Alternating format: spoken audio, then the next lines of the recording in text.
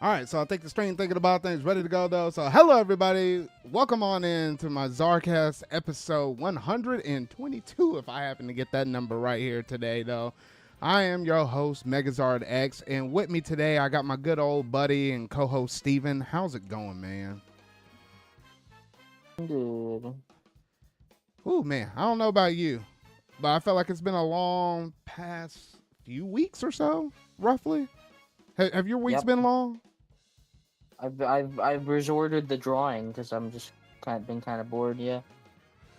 Oh yeah, no, I hear you because I felt like a decent stuff has happened within the past few weeks. I know we were supposed to have the podcast episode last week, but last week was Mother's Day. Happy Mother's Day to all of the mothers out there, though. But I feel like, every mother is due her due. So I had a lot on my schedule. I don't know about you, Steven, though, but my day was pretty packed. So that's why we decided to kick this thing down a week, which ultimately is going to work out for the better because next weekend is Memorial Day weekend. I have to work on that Sunday, but I'm off on that Monday. So I got some things planned around that weekend too. So I think it all worked out for the better though. But in terms of the topics that we have to go through and discuss tonight, obviously the biggest elephant in the room is obviously that new and recent Star Fox Direct that was released by Nintendo. A 10-minute announcement window. That's all you managed to get in terms of getting your bearings together and such. So we got to talk about that. That's the biggest thing. Obviously, we had some fiscal report numbers to talk about. So we got Nintendo numbers to update on. We got some Sony numbers to go through and talk about as well. So yeah, so we got that, and that's probably gonna be most of the meat and potatoes though. But then we also have a few other things in terms of some other minor news that happened. Like we got some new Virtual Boy games added up in here, brand new Amiibo that was actually brought up into the fold. And then also the Steam controller actually dropped though, and we got to give a few of our thoughts here though, because even though I don't have it pre-ordered, I think Steven, you got it pre-ordered. Is that correct? I'm on the registry. I would have had it by now if they fucking delivered it. Uh, Well, I'm sorry if it didn't sell out within 10 minutes. Is oh, what I meant. 10 minutes. Yeah, I no, don't know that if you remember that. that was crazy though. We'll talk about all of that in a whole lot more here in just a bit though. But yeah, that's just a little preview of everything we got here in store for you tonight, though. So, regardless to say, we'll still have a pretty good jam-packed episode, all things considered, though. So, yeah, so that's going to do it for that. And let's go ahead and get this show on the road, though. So, without any further ado, let's go ahead and jump straight up into our pop culture segment.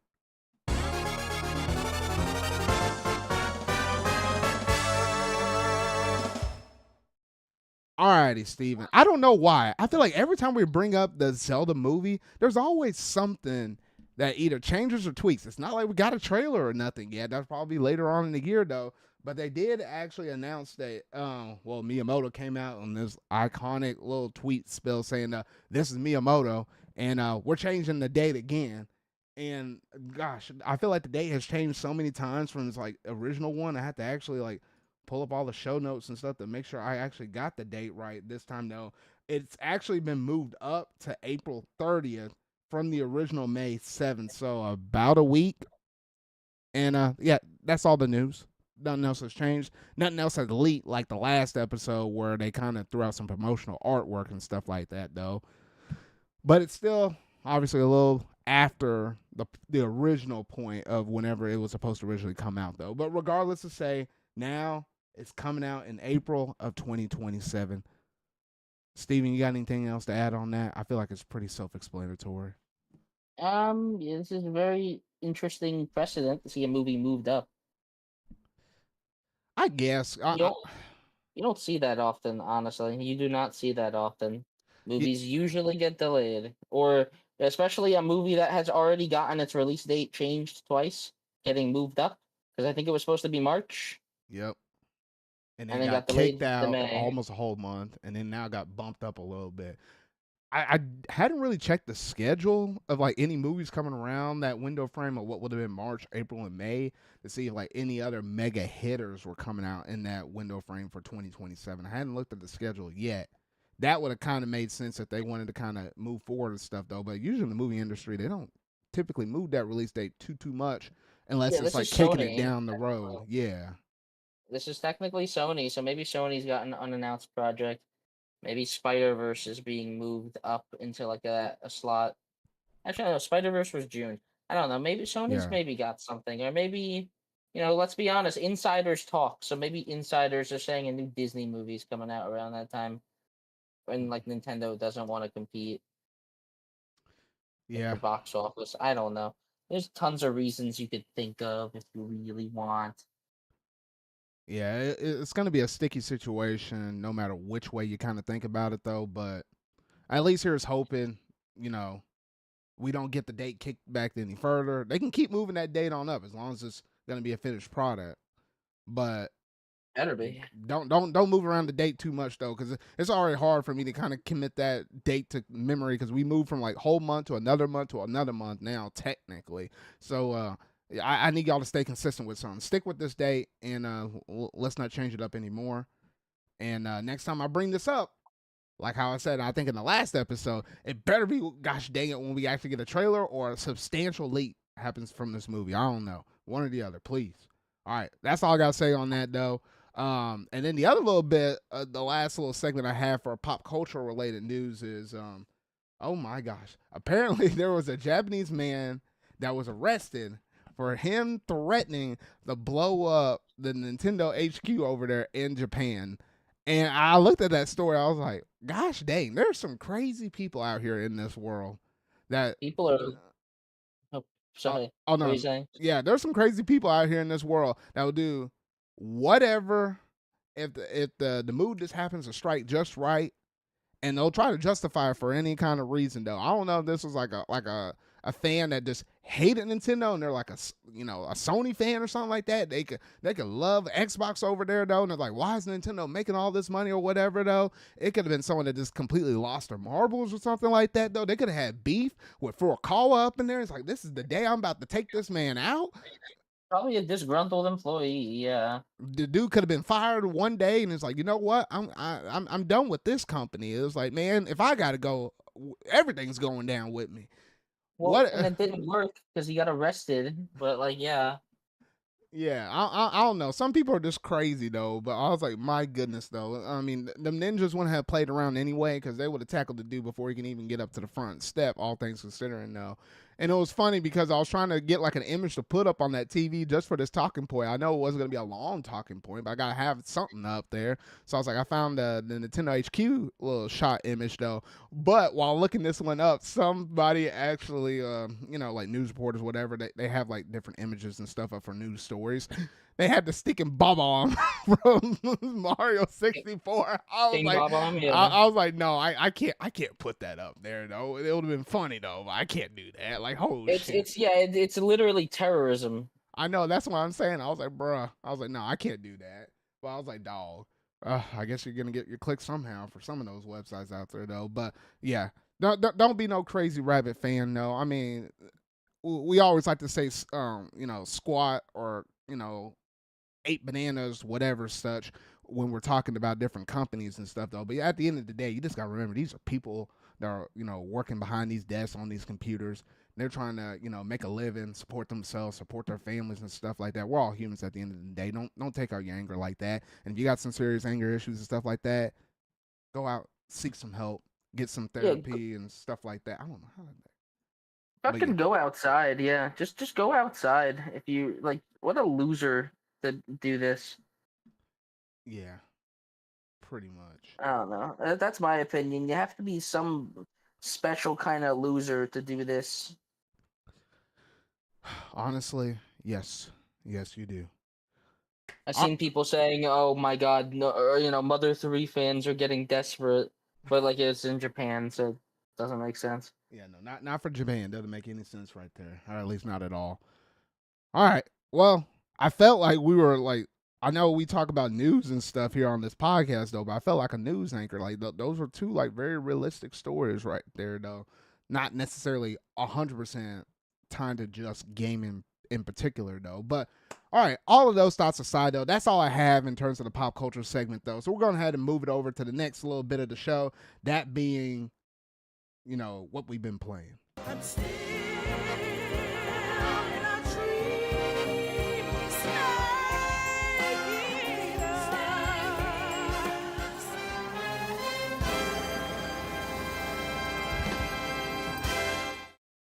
All right, Steven. It's been another few weeks, and we've been going through and playing through a good amount of stuff here as of late, though.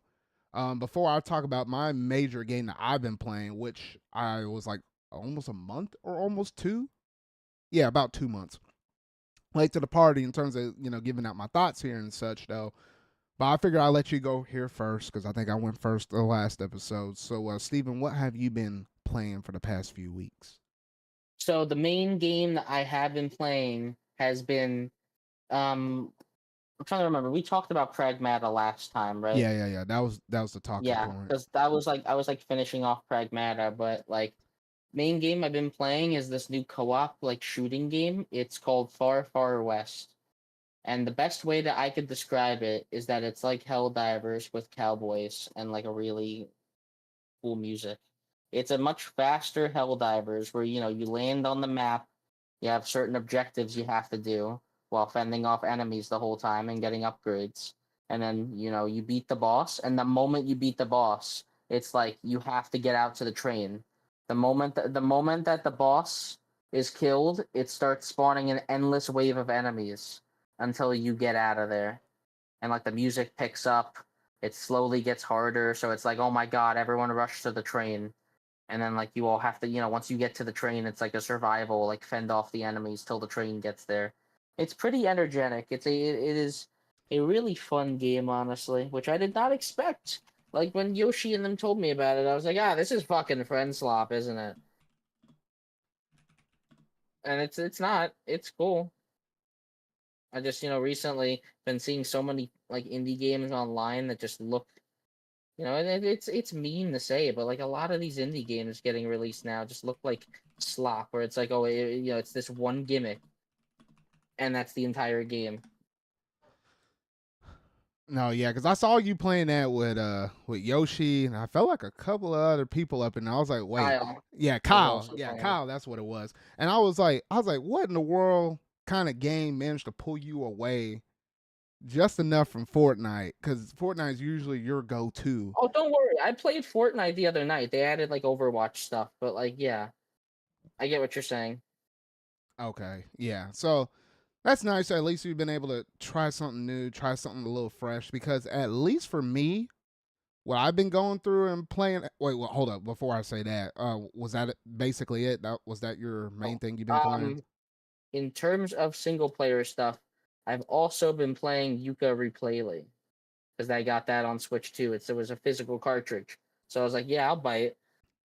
For context, the original Ukulele is one of the only games that has ever put me to sleep as I'm playing it. Okay, for context, that like Ukulele, the original is painfully mediocre, but like the new one, I 100%ed the first world on my first go, and I've been enjoying it. It's a lot better and more polished than the original release. Hmm. Okay, okay. I don't think I'm assuming you've never played it, but like you've played 3D platformers before. Have you Yeah, played Banjo Kazooie? I played Banjo Kazooie, hadn't finished it. I always kind of like dabble with it. Well, actually, the only time I actually did dabble with it was when it first came out on Nintendo Switch Online for the Nintendo 64 app. I messed around with it. I felt like I completed one world or something like that. I wasn't like purely dedicated towards it. I was just trying to see why some people like. I can understand why people love and appreciate the game. I just never stuck around just to fully dedicate all my time to. But I was just curious about it. It's totally a game you would like if you stuck with it, but it's very similar to Banjo Kazooie in terms of like, you have a wide move set and you go around talking to quirky little characters and collecting stuff. It's a fun game. It's pretty simple, obviously. On Switch 2, the main reason I got it on Switch 2 is because they did a performance patch and made it 60 FPS finally, which it was 30, and 30 FPS for a 3D platformer is kind of fucking annoying. I gotta be honest. I don't know about you, that just annoys me. Anytime I play a 30 FPS 3D platformer, I'm not happy. No, yeah, I feel like that should be like just a go-to. Dang, that You should good? just be a go-to standard, at least for platforming, where you should be able to have that locked in at a 60 bare minimum. because when you're moving around and flipping the world and stuff around you and stuff and trying to do all these little tricks and stuff to try to get up to higher elevations, lower ones, do your perfect timings and stuff like that. 30 FPS, I feel like, golly, that just sounds like a nightmare or a headache, to be honest. Yeah, and like especially for a game like that where it's got like bouncy animations and a lot of quirky, fun characters, it kind of just brings down the experience. It really does just bring down the experience when it's like fucking super choppy with the animation. So yeah, 60 FPS has been really helping, even if the visuals definitely are downgraded. But like I don't know, I'd prefer that with 60 FPS. And I've been playing it in handheld mode a lot. I don't know why, but this game has been kind of comfortable to just play in handheld while I'm just in my bed. Yeah, that's the one thing I hadn't done too much with my Switch 2. It's been mostly always dock. I always like it when I play my thing in handheld. Like I probably the most I played handheld for the Switch 2 as of late was probably when Fire Red and Leaf Green came out. I mean, I was actually doing a decent bit of time up on that just in handheld mode though. But Well, the problem with Switch One is Joy-Con drift was like very common. So I really never wanted to boot up my Switch One in handheld mode, and because I was afraid I was going to make my Joy-Cons drift if I played on it too much. And also, I don't know about you, I think the Switch One is a uncomfortable ass system to hold. It's too flat. No, it's too flat. The Joy Cons are just small enough to where I get annoyed playing it. And if you have wear on your Switch, they'll move around in the railing. oh, the Like moving around in the like, wiggle around. railing, that was my biggest thing. Like I I can fucking hate it. I can kind of put up with a flat system. It would have been nice to have some ergonomics or something on that thing though. Like yeah, the But Switch 2's flat. I yeah. don't have a problem with it because It's like probably my just because how controllers much stay in bigger. place. Yeah, it's just how much Yeah, bigger and more solid of a unit it is. Yeah. annoys the hell out of me though. Mm. I hear you. I hear you. All right. Well, that was your couple of games, and then one of the bigger talking points I want to mention, at least in this segment of the show, in terms of what I've been playing, is I just managed to roll credits. I think it was about a week or a week and a half ago for Monster Hunter Stories 3. Because my goodness, though, like this game is absolutely stunning and beautiful, though. The game originally came out in March, right? And I It's really wanted to sit down and play that game. However, I think at the time something else either came out at the time, or I was still trying to put more time in like Dragon Quest 7, which I'm still working on that game though. Try to put more time into Dragon Quest 7 and a few other things, and then eventually April rolled around and I jumped into Pragmatic because I knew the game was really short. So I figured I was like, oh, I can just knock that out because it's only like what 15, 16 hours at most. So I was like, that's not bad. Once I had all of that stuff kind of off to the side or finished, wrapped up, or put a solid pause on like Dragon Quest 7, I was like, it's about time for me to jump into Monster Hunter Stories 3 because I really love my experience with Monster Hunter Stories 2. I want to go back and revisit, clean up a few things in Monster Hunter Stories 2. So I like my experience with that. And for Monster Hunter, I don't know, something about the RPG element and the storytelling in the story series, I just really like and gravitate towards. However, I was like, do I get this on the Switch 2, or do I turn around and try to get this for the PS5? And I was weighing them out, and thankfully they had that demo, so I could actually play a couple of hours on the front end for the Switch 2. Something about that performance, I don't know. It might also be because of the fact that Capcom, they're pretty ambitious, being able to put out like what Resident Evil Requiem, then trying to do Monster Hunter Stories 3, and they had Pragmata all on the Switch 2. And it makes me Yeah. kind of think, how long did they have these dev kits for? Because I feel like Requiem was perfectly balanced. I felt like Pragmata was pretty good because it was actually very, very compatible with the PS5 version, not the Pro, but the base PS5. Yeah, So, and I don't know. Oh, sorry. I don't know if you owned it, but Street Fighter 6 on Switch 2 is really good as well. yeah, That that was a too. launch title. And that was another one. So that's like 4 right there. So I feel like out of all of them, maybe Monster Hunter Stories 3 got the short end of the stick right there, though. And I was looking at this game, I was like, dang, I really wanted to have it on the Switch too, because I had Monster Hunter Stories, the first and the second one, on Switch. So I was thinking it just made sense just to make that the home of this. I just couldn't. So then I turned around and booted up the demo on the PS5. And you know what? That was a beauty to behold. And I was like, yes, this is how I'm going to play this game. Sucks I have to do it on the PS5, but so be it. I just picked it up digitally and then just kind of went from there, though. And man, you talk about loving the game. It's everything that you will love and appreciate within a Pokemon game in terms of raising up your monsters, or you have to go through level up not only just them but yourself as well, switch them out and stuff. The combination of what you have to do with the strategy, like it's almost like it copies a note out of Fire Emblem in terms of the weapon triangle, in terms of your red base, your blue base, and your green base attacks, because you have like this rock paper scissors thing kind of going on in terms of the combat. So I was like, okay, you have to kind of keep all of that in mind. And then also manage your health and stuff, because you can control your actions and to an extent your monster's actions. But you also always had another monster that's being controlled by a partner ally that's all controlled with the CPU person.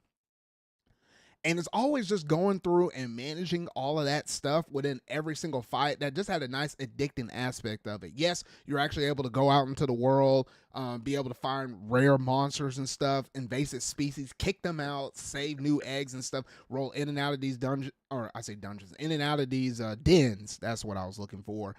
Get these eggs, hatch them, see what you got, restore habitats, make those eggs stronger, hence makes the monsters stronger, rinse, wash, and repeat. It's the same true tried and true Monster Hunter formula that you have in any other Monster Hunter game, Monster Hunter World, Monster Hunter Rise, and stuff like that, but obviously with the RPG element attached to it. And Steven, I think it took me about 60, I got close to 60 hours in this game. Maybe it was like 45 or 50. It was 50 something hours into this game though, and golly, man, that was so good. I heard about the invasive species like feature, and I think that's really cool. Like, from what I've seen, it looks very similar to the, I played a little bit of Monster Hunter Stories too, and I liked what I played, but I just never finished it. Don't ask me why. Okay, but like Monster Hunter Stories 3, it also looks, I'm sure it struggled on Switch 2 performance wise, because I'm sorry, I'm far away from my mic. I had to do something important. Doesn't that game have like a lot more open of an area to explore? You said for which one? For Stories 3, isn't yeah, it like no, a Stories bigger 3. area? Yeah, Stories 3. There's like, I don't want to throw out an exact number in case it happens to spoil for somebody though, but imagine that first area that you're able to play in the demo. There's like a handful more areas up in it, and I feel like it's way more open than it ever was in Monster Hunter Stories 2. And yeah, RX Gaming, I saw your comment in the chat there. Yeah, not understanding why Monster Hunter plays 30 FPS on Switch 2. It's not quite 30 FPS. It fluctuates between 30. Yeah, it's unlocked. It fluctuates between 30 and it can hit as high as 60. But every time I noticed I went out into the open field while playing on the Switch 2 version, it felt like it was mostly staying at 30. I caught some moments where it was like in the 40s-ish. If it stayed at like a 40-something, it wouldn't have been bad. I probably would have put up with it.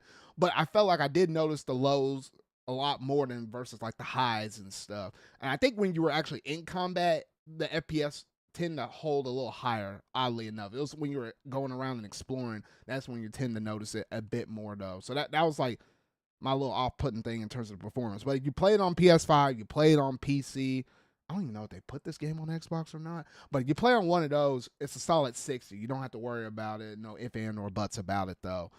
But yeah, no, Steven, I do recommend playing Monster Hunter Stories 2 at some point, because now that if you play it on your Switch 2 with that, or with the second game in the series, it runs at a 60 because it's unlocked frame rates and stuff. I plan on doing that with Monster Hunter Stories 2 at some point whenever there's another lull and I got another extra 40 something hours to kind of drop into a game though.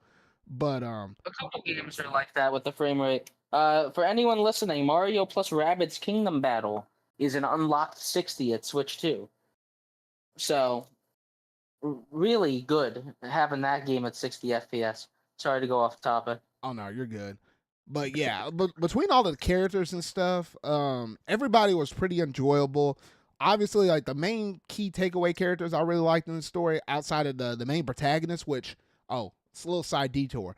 This is interesting. I don't think, to the best of my knowledge, any game I have ever played, period, that's an RPG, where you can choose a male or female protagonist, and in the middle of your playthrough, you can change the gender on the fly. I mean, yes, The probably, fuck? yeah, there's probably some other games that you can do that with, maybe more so on the indie side though, but like a big AAA game like this, yes, I was able to do that. I was like, what the freak? Yeah, I was just like you, Steven. Yeah, because literally I would play the main story as the guy, but then like when I got into like my side quest, or if I was just doing some casual grinding, I wanted to check out the female voice actor. So I had like an alternate female version of the avatar created, and it remembers all the details and stuff you have, either changes for the male or the female. So you can flip and change that on a dime.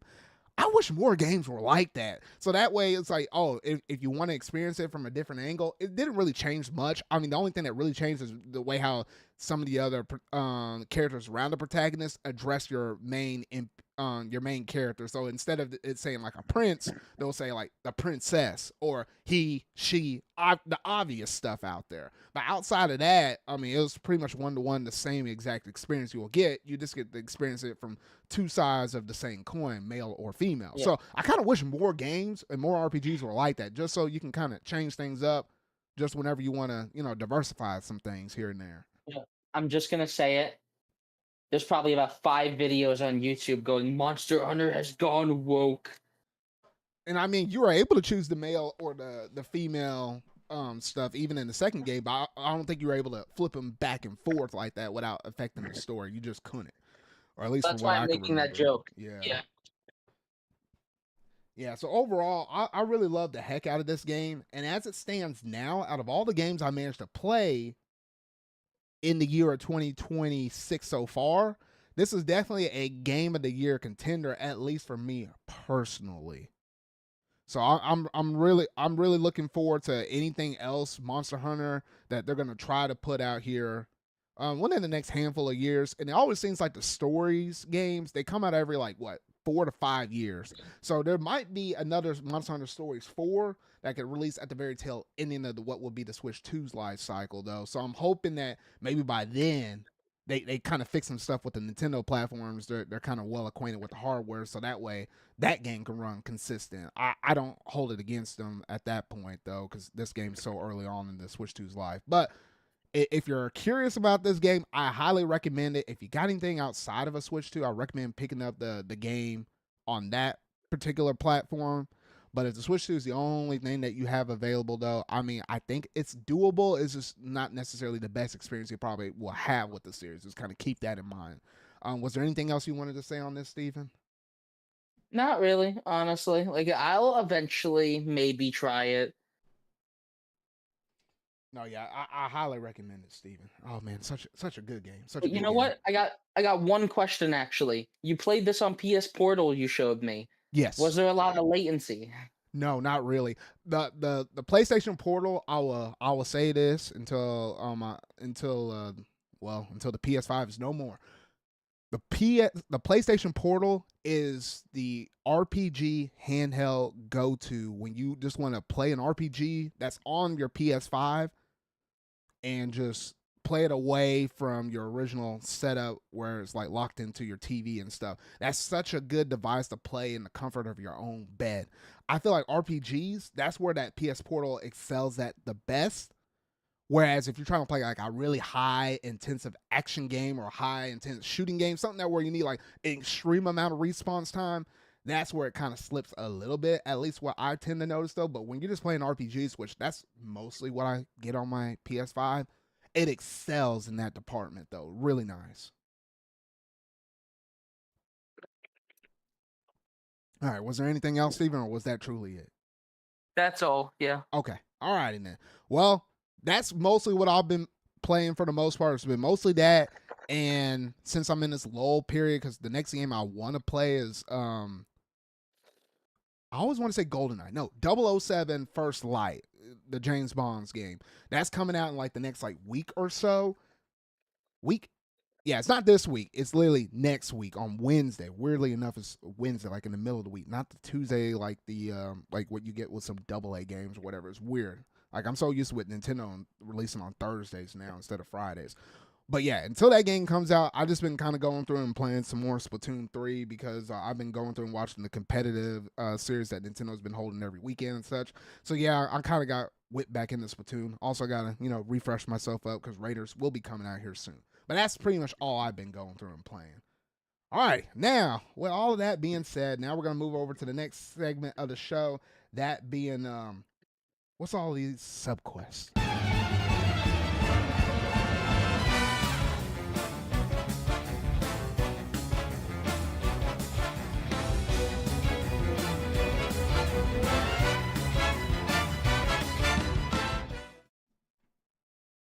All right. Well, I actually forgot that. All right. Steam controller. That has managed to finally come out.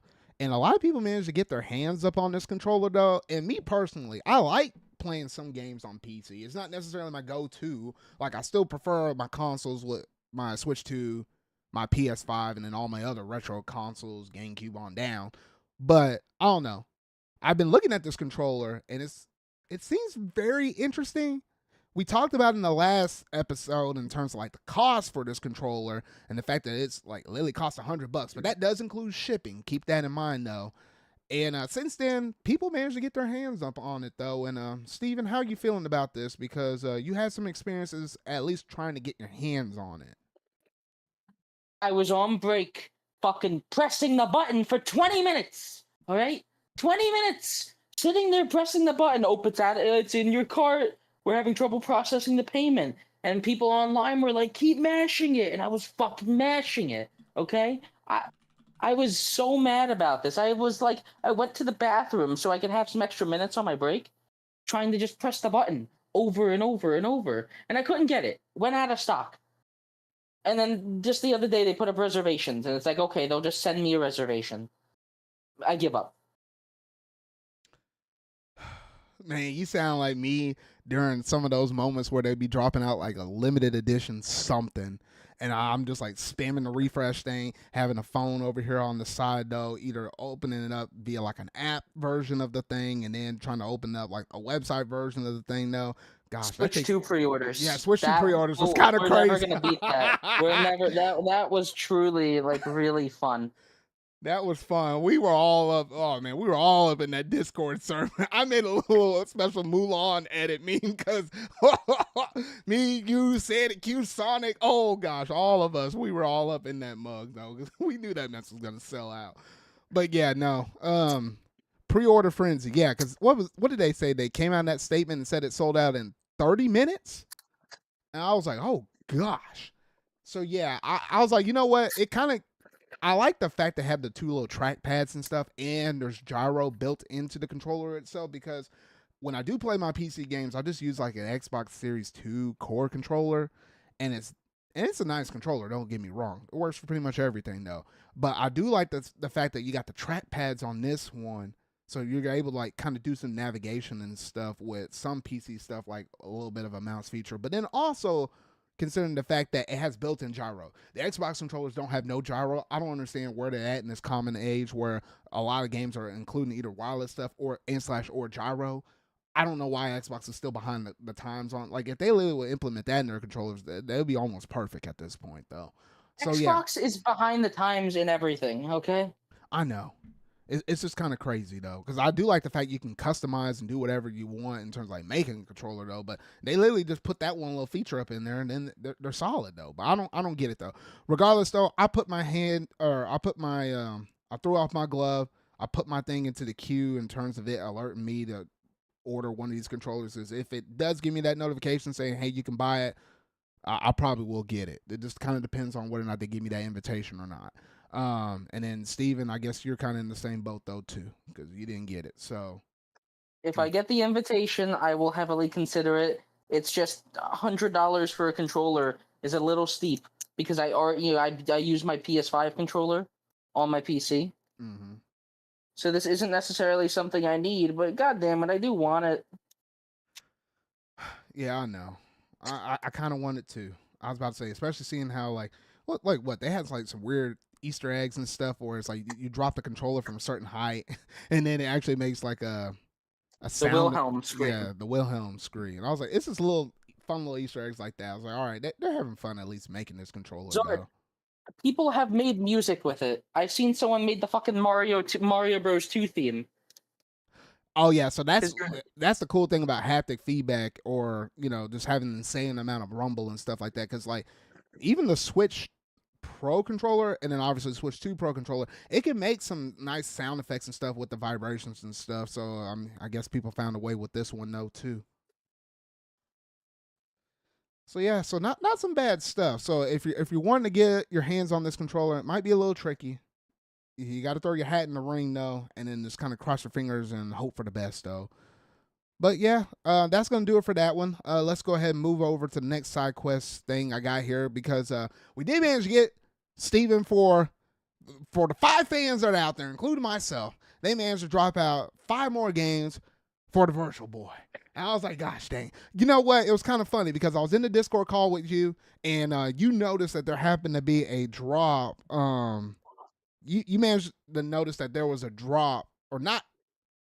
Typically, the Nintendo Music app, that's what I meant to say. They typically like to drop something every Monday, and you notice that they weren't dropping anything on that given Monday. And typically, when they break that cycle, something happens later on in the week, whether it's something with NSO, a game trailer, a reveal, some kind of drop. Something happens typically later on in the week is what we kind of tend to notice. So I was thinking in my head, in my heart of hearts, man, Nintendo, it's been a gosh dang long time since you managed to put out a Nintendo 64 game on the app. Maybe we'll get something like that. But Nintendo's like, you know what? I'll do you one better. We're not going to do you that. We're going to give you 5 Virtual Boy games. They rarely ever drop 5 games for an NSO across the board, period, for a lot of their stuff, though. So what did they manage to give us? They managed to give us the following. They gave us V Tetris, Jack Bros, Space Invaders, Virtual Collection, Virtual Bowling, and also Vertical Force. Now, out of all of those, the biggest one that I noticed that I probably will put some time in, and I'll have to report on it later because I hadn't messed with it yet, is Jack Bros. Because that's, like one of the first few games that Atlas happened to make. Atlas, the creators of Persona 3, 4, 5, Shin Megami Tensei, and all of that stuff. That happened to, happen later down the road. Yeah, that was like one of their very first games. So for the sake of curiosity and history, I definitely want to put some time into playing a little bit of Jack Bros. But outside of that, it's solid. And Steven, had to go back and look at the release timing for all of these Virtual Boy games. I'm trying to remember exactly how many did they say they were going to drop. I feel like we're a little over like the halfway point in terms of getting all the titles that have ever released on the Virtual Boy. I have to go back and look at the numbers though, but that's just kind of what I'm feeling. Let's see here. Did a Nintendo Music drop even happen, or was Star Fox the only one? No, I think no, Star Fox was on the previous week. I think they did. Did they do something with Yoshi later on that week or something like that? I can't remember. Or they were just casually saying, "Oh, we got some Yoshi music" or something. Because I did see a post on that. I just can't remember. Yeah, maybe. I don't know, man. At this point, like, I'm just looking for anything that proves Nintendo has stuff coming. Because, like, I don't know, you have Fire Emblem that they keep constantly saying, "Yep, it's coming. It's coming. 2026, guys, Fire Emblem." And it's like, at this point, Nintendo is gonna fucking just do a Fire Emblem Direct. They could. I'll be happy about it. I won't be mad about it. I found it. Okay, yeah. They did a drop of Yoshi on NES and Yoshi on Game Boy. For See, Nintendo I was right. Music. I was right. I'm like, what? You'd expect them to do some music for the new one. I don't know, man. They're trying to hype you up. I mean, obviously, I would say when the game will come out, they usually would do some music. I think they do like a limited amount. They don't want to spoil you on the game in terms of all this stuff, though. They usually give you like Star Fox. They'll give you a bone on maybe on the week of release, and they'll give you a few tracks, and then later on down the road, they'll hit you with more. So I don't know. Maybe they're just trying to keep in the back of people's minds, hey, Yoshi's coming out here soon. Go ahead. Start listening to this music. Prepare yourself mentally and stuff, because it's not going to be Yoshi's Island. Prepare yourself mentally. It would be for someone like me if I happen to buy this game, because I know this ain't gonna be no Yoshi's Island. There's nothing Well, that's gonna yeah, compare to that. it's obvious it's not going to be no Yoshi's Island. Yeah. So yeah, they're just saying prepare yourself. This is another Yoshi game. Set the tone early, so you're not gonna be disappointed. All right, we kind of went off the rails for that though, but just it's Nintendo in general and stuff like that. There's only so much you can say about Virtual Boy. Shoot, even if I wanted to show you Virtual Boy footage, it's nearly impossible the way how they got it all set up though. I'm just waiting for them to actually give us an update that they said that was coming, for them to say, hey, instead of you playing in the red colors, you can do the color filters where it's like the green. The white one will probably be my go-to, so the red colors just not like blaring at you while you're just looking through the headset. The fact that we don't have that yet is fucking embarrassing. I don't know. It's probably gonna It is come out color around like filters. June or July. Watch, that update will come like in the middle of the year, roughly around that spot after what the old E3 time frame is, and then they'll call it in, and then they'll just give it to us, and I'll be like, shoot, whatever. Or probably it will be included in the last game drop, because how many games are there even left? I feel like we're 50% of the way done, because we got these 5, the original. It was like almost like 5 or 6 or 7-ish that was already in the service, and then like in March when it was Mario Day, they dropped like 3 different Mario related. No, two. The third one was for GBA. I think it was 2 Virtual Boy games that were Mario related like that up on the system though. So I mean, we have a good chunk. I know Japan has like 1 extra one right now that was like a Japanese only one, but we gotten a few of those Japanese only ones already, like at the launch with that one that's like in the castle grounds or something like that, and you're kind of navigating around and trying to avoid like these monsters or whatever though, in like this mansion. So I mean, I feel like we're gonna get almost everything. They did say we're supposed to get almost everything by the time the year ends, so it doesn't surprise me when they're dropping 5 out at one given time. So because they didn't do anything for like April. So I don't know. We'll There's see. also been no GameCube drops, Nintendo. GameCube, what was it? The last one we had was March, and that was with Gale of Darkness. There was nothing in April, so we're supposed to get something here this month for May. If we don't, that'll be a first, because even if we don't get something back-to-back months, if it skips a month, it's usually almost guaranteed for the next month, at least with the trend we've been noticing. So we should get something this month. There's only like Okay.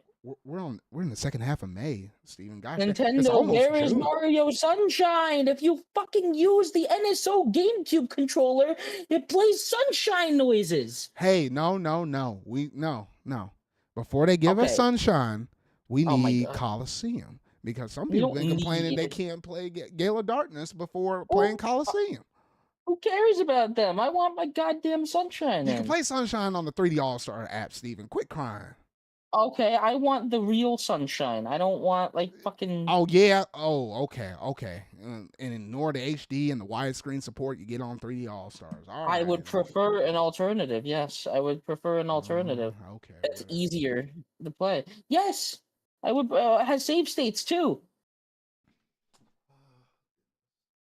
You just don't like Sunshine.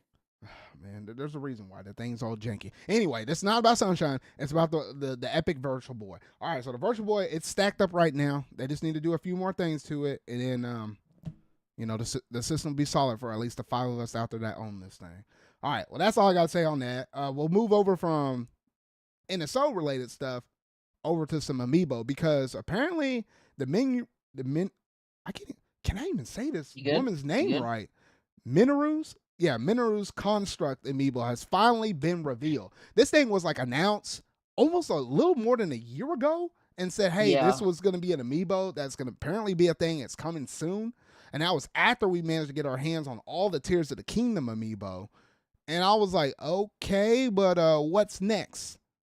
In terms of getting this Amiibo. And I'm actually looking at the comparison Amiibos, and this thing it's pretty big. I think it's going to be almost on the size of the Detective Pikachu one.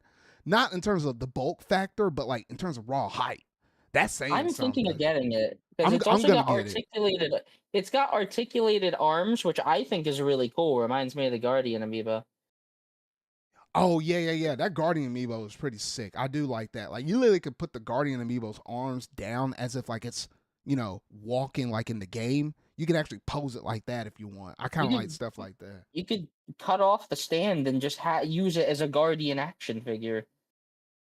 Now that'd be a lot of work, But yeah, that is possible. It really depends on the person. Some people would probably think it's pretty easy.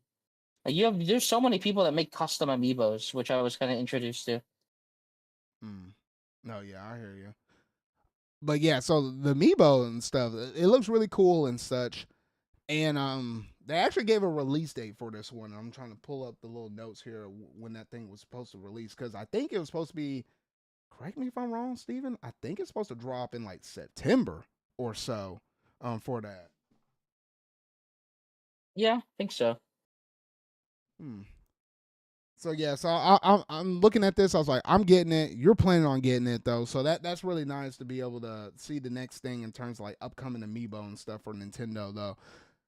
And I think outside of that one, Steven, while we're on the topic of Amiibo, I'm trying to think what else do we have up on the docket for Amiibo. I think it's that. Oh, King Splatoon DDD. Raiders. Splatoon Raiders has those three.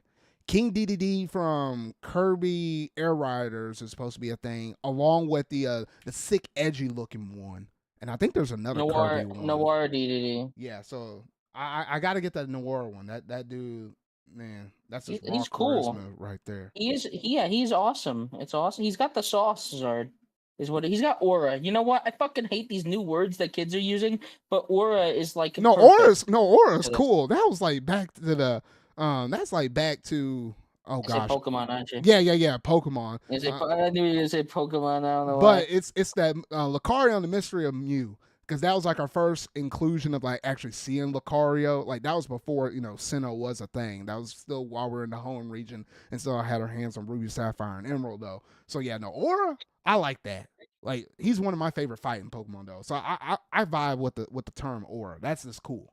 Anything else what these kids say nowadays though, yeah, it gets a little weird. I'm glad you said charisma and not Riz.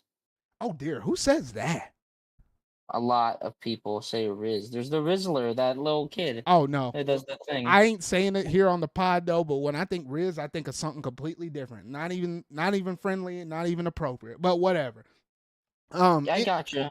But anyway, though, so yeah, so cool stuff coming here. In terms of the Amiibo though, so it's pretty self-explanatory. So we'll go ahead and move over to the next side quest topic though, because now this is where we have to start running our numbers a little bit more. I'm going to start pulling up some of these notes, though. But now we got some financial numbers to actually talk about. We got some stuff for Sony. We got some stuff for Nintendo. We always like going.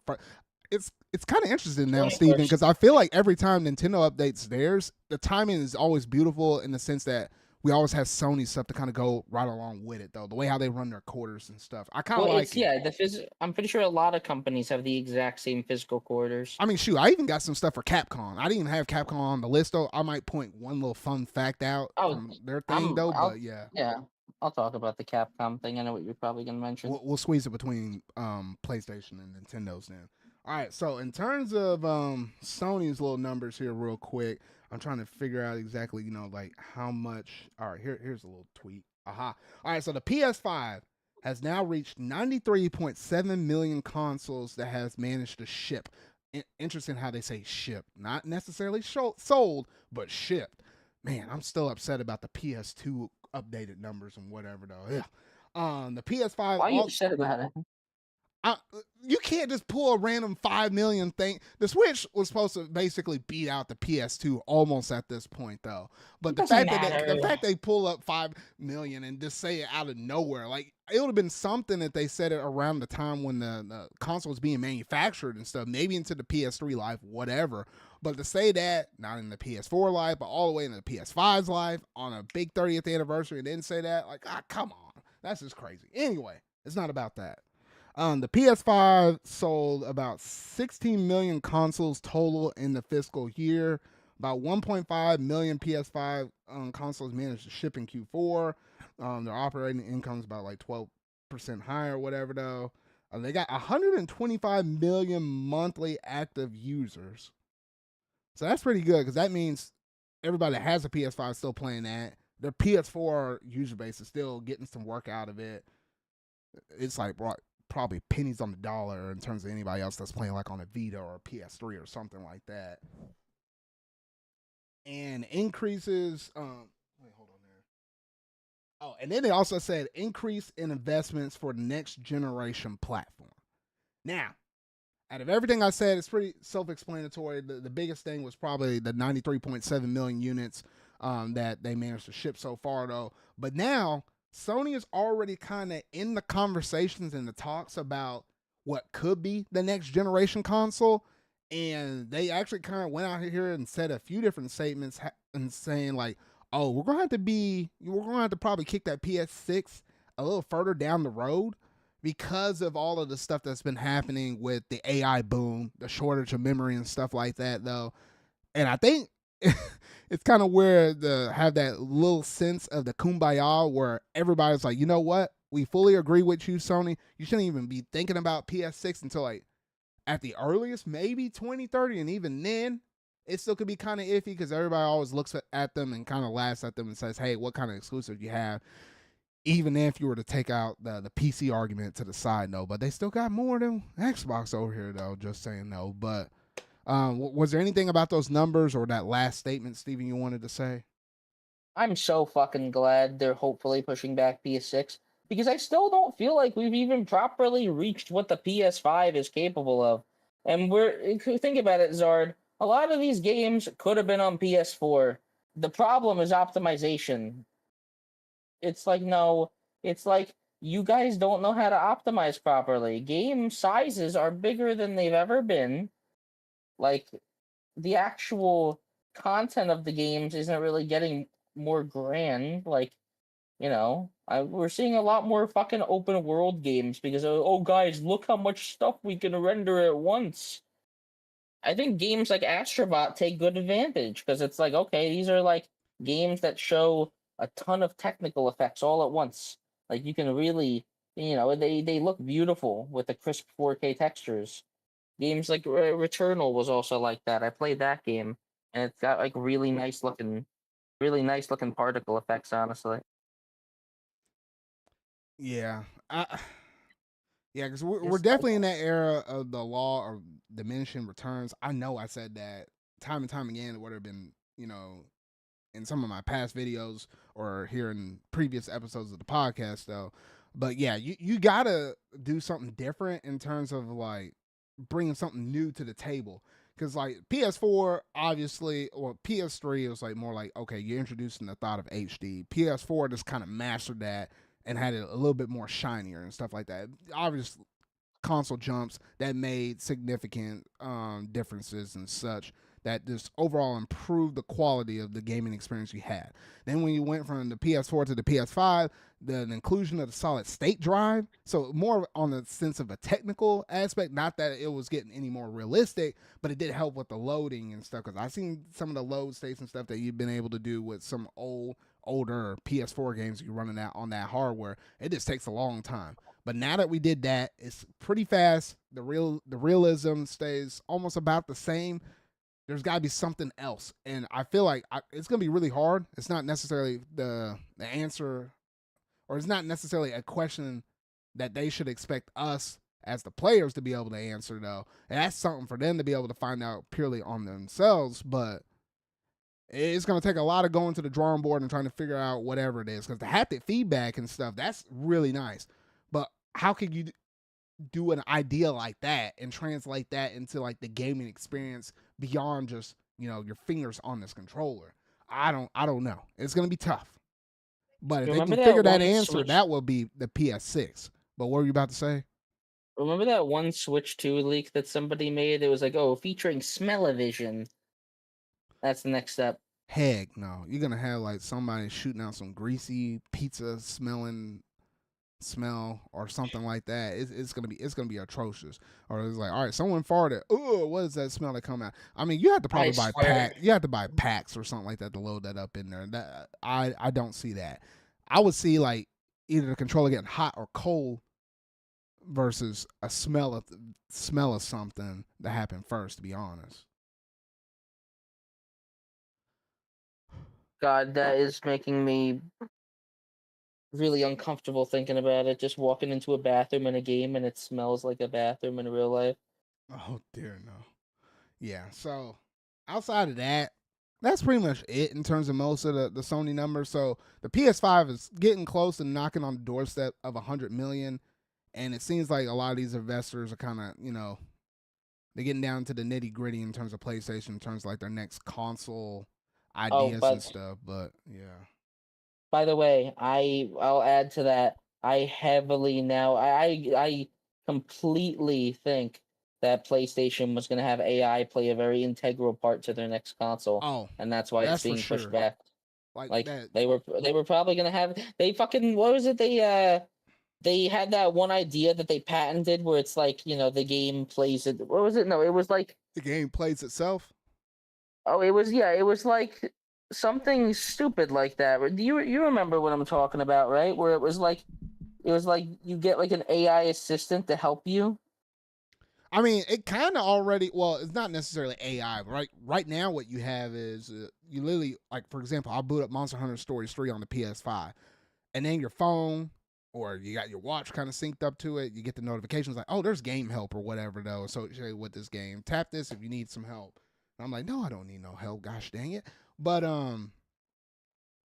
I feel like something like that would probably be a thing, at least within the PS6. There'll be like an AI button. Like imagine that game chat button that's already on like a Switch 2 Pro controller or the Switch 2 Joy-Cons. Imagine there's an AI button strictly for PlayStation or something like that on the next PS6 controller. And then from there, you can either ask it a question. It's basically like the Hey Siri or the Hey Bixby or Hey Gemini or whatever though. Like It's what so you do with your dumb. phone. I feel like that's what they're gonna do on the next And I system could though. already see it. They're gonna market it as like, oh, the What the controller is freak? talking Hold to on. you. What the? What happened? Oh shoot! I don't think y'all can. I don't What think y'all can happened? hear it. I literally said that, and then in my headset, I heard the little the voice agent say, "How may I help you with that?" And I'm like, I think it's because Oh I have God. it built, or it's naturally built into Windows. It's So listening, oh god, Zard. Disable Copilot. You better go I disable don't even Copilot. use They're Copilot listening. for nothing. Yeah, it Holy doesn't shit. have to. It doesn't have to be used. It's a fucking leech. Oh gosh. All right, that all right. I'll fix that after the show. But like, my goodness, though, I don't think y'all heard it on the show though. But that kind of freaked me out for a split second though. I would have been freaked out too. It would have been like, guys, what did I do wrong? What did I say wrong? but yeah, Yeah. outside of that, I think that's all we had to update in terms of the PlayStation financials stuff. While we're between PlayStation and Nintendo's, did you say you wanted to mention something on Capcom's? Yes, Resident Evil Requiem is the fastest selling Resident Evil game, obviously. Trying to pull up the exact numbers. Yeah, because I had all of the stuff up in here, like where they were talking about, hey, they got their leading brands and like they're talking about like new IPs and stuff. They mentioned Mega Man. They mentioned Ace Attorney. I'm looking at y'all, Capcom. Y'all cannot remake, remaster, or port any other Ace Attorney games. You have everything from the main series 1 through 6, and you got all the spin-offs. We're talking about the Great Ace Attorney, the Miles Edgeworth stuff up in there, even the unlocalized, the one that we never got localized, brought over to the West, the Great Ace Attorney 2. That's also available over there, though. There's nothing else you can do with an old Ace Attorney game. You gotta give us something new. So when I see that over there in y'all's little financial briefings, gosh dang it, June next month, I want to see that brand new Ace Attorney game right there. It got to show up. It's about stinking time. All right, that's all I gotta say. Go Oh on, yeah, Steven. that reminded me. Summer Games Fest is probably gonna be fucking mid this year again. It might be, and then you got to remind me, Steven, because I think next episode we got to do our little predictions for like all the shows and stuff. So y'all True. as the fans and the viewers and stuff, y'all got that to look forward to. We got to do a predictions part of the pod in the next episode. But did you find your numbers, Steven? Yes, 7 million units in under 2 months is kind of crazy. That is crazy. Hats off to them. Yeah, honestly, and the game deserves it. It's a good game. I like Requiem a lot. It could be contender for Game of the Year. It really depends on how I'm feeling that day. Like Pragmata was really good. Okay, like I don't want to take anything away from Pragmata. So like I don't know, but I feel like Requiem is definitely a game I can replay more. Leon is always a fucking joy, and I do like the new character of Grace. That game just has a couple weird story things, a couple plot holes here, a couple ass holes there. But like I don't know, it's like it's very obviously setting up a Resident Evil 10. So I'm cautiously optimistic. Okay. I love the game though. Like the game itself, gameplay of it, difficulty of it, content, all great. Yeah, not bad stuff. The one thing I wanted to mention out of the Capcom thing was the fact that they shared that 93, get this, 93% of their game sales in fiscal 2026 were digital. That's saying a lot. When you get numbers like that, that's that high in terms of a high digital attach rate, you can see why certain things like the game key card situation for like the Nintendo Switch 2 and all of that, why that's a thing. Why you see more people buying more games digitally. The reason why you're probably seeing Nintendo do a different price structuring in terms of cutting you a deal and selling the game for $10 less if you go with the digital alternative versus picking it up at the retailer for $10 Well, more, just across the board, generally well, speaking, Steven. well, yeah. Yes. You have to remember Capcom is one of those companies that like historically lowers their prices dramatically. Like they do sales all the time, so that does not surprise me. Yeah. So, I mean, imagine all that money just going straight in their pockets. They're not worrying about paying the retailers and all of this stuff, like, or not as much as like some of these other companies out here, though. So a lot more of that's just money straight into their pockets, though. So that's just something kind of interesting to keep in mind. Just how much more so we're moving towards this digital future, where potentially, I don't think the PS6 will probably be that console that will just be an all digital console. Well, it might be just the base. Like imagine getting the digital version of the PS5 now, and you have to buy the disc drive separately or whatever. Though, Oh I no. imagine that what would be the PS6. Like I feel like that would be the next generation. The generation after that, nothing.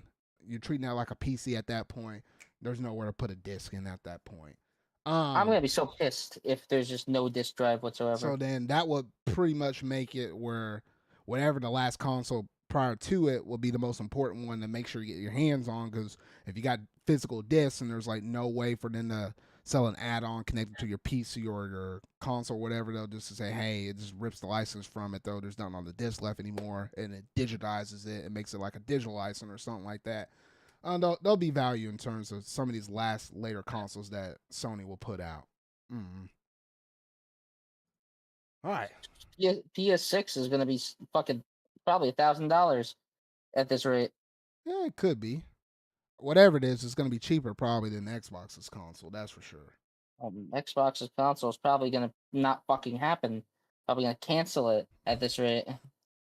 I don't know. Asher Sama, she's kicking down doors and putting poll votes in terms of like, hey, what should Xbox be called in terms of the spelling? Like, should it be capital X and lowercase BOX or all caps Xbox or whatever? Though she making a That's lot of changes. dumb. And that is kind of That's dumb. It's crazy. I saw that as an actual poll that they put out on Twitter like that. Like, oh shoot.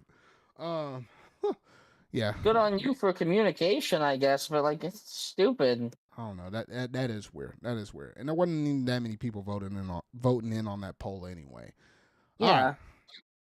But that's gonna pretty much do it in terms of all of the financial stuff for the Capcom segment that we stuck in between PlayStation and Nintendo's. So now let's go ahead and look at Nintendo's fiscal reports, though, because we did manage to get some updated numbers for them in terms of like the Switch related stuff, also along with the Switch 2 related stuff as well. And dang, I wish I would have had this stuff almost ready to go for it, though, because they got a lot of stuff. Every time I feel like they always report on their numbers, I feel like they keep adding more and more stuff to it. Like I could never get all of the answers all in one day in terms of either the numbers or some of the stuff that they'll say like in the Q&A reportings and such like that, though. So it's like I always have to. Well, It because always takes, Nintendo games sell well. yeah, it always takes like a few days for everything to go through and update, though. Um, but here we go. All right, so we managed to get the console numbers and such. So for the Nintendo Switch, it is currently sitting at 155.92 million units sold for the Nintendo Switch. Basically, or essentially, 156 million. For them to even get close to that newer version for the PS2 numbers, it would need to sell 4 million more. Which that might be tough because it is kind of like slowly deteriorating. Like you're lucky if the Switch can sell like a million, somewhere between 1 million and 2 million at tops for like one whole fiscal year, if you're lucky at that. However, there was like, did you hear about those talks, Steven, about how uh, it's not official yet, but it could possibly be a thing where Nintendo's kind of looking to test the waters in terms of expanding their reach into a new market with India. Have you heard about that? I heard about that. They're definitely gonna beat PS2 if that works. Yeah, because they try to do it with China a little bit, but if they were to do it with India and if it actually tries to take off, because China they had like a lot of regulations and Wait, stuff like that. But if it yeah, can take off with India, then yes, that could be the surge to actually get up and over that what would be that 160 at that point. I don't know. It's to me, it's like, does Nintendo even really care about beating the PS2? I It's don't not think it's so. not really. I mean, us as fans, we just kind of find it interesting. For them as a business, absolutely not. But for them to put a Nintendo Switch with that crazy software library, it just kind of makes sense because you're trying to introduce a whole new marketplace. They don't really necessarily need the shiniest brand new thing because it's still necessarily a risk. But if you can throw out a already a successful console with a really robust software lineup and such, everything from your Yeah, Odysseys to your Breath of the Wilds and Luigi's Mansion 3 and everything else in between, your Xenoblades and stuff, and if they can have them to gravitate towards it, then hey, you got something that can just go off to the races. Basically, you're just trying to put like a really strong lead horse in a new area and see if it can kind of beat out some of these other horses that are already running this marathon in that area. So it is kind of it's interesting. also India. So like, not gonna say, not dissing India, but like, you can't really put like the highest, most expensive shit over there and expect it to sell decently well. Yeah. So yeah, that's just some things to kind of keep in mind though. And then obviously for the Switch 2 itself, in terms of its console sales, it's sitting at 19.86 million units. So almost basically knocking on the doorstep of 20 million. And reminder to everybody, we hadn't finished a year yet, or at least a whole calendar year for the Nintendo Switch 2 being out there on the market though. So pretty much. Oh yeah, dang, Steven, we're coming up on the year one anniversary for the system though. Oh, that's another segment to kind of put up in a future podcast episode though. But yeah, we're almost coming up on the year anniversary of the Nintendo Switch 2. So for it to sell basically almost 20 million in the span of 1 year, that's pretty good. I mean, I think at times that's what the Nintendo Switch 1 was doing for at least like 2, almost 3 solid years before it kind of slowed down just a little bit though. But not bad numbers. Not bad numbers considering how, crazy this economy has been since the launch of this system though. It's been a little while. It's been crazy, Steven. It's been Yeah, crazy. tell me about it with dumbass economy. Yeah. So with that's pretty much it in terms of like most of the important numbers.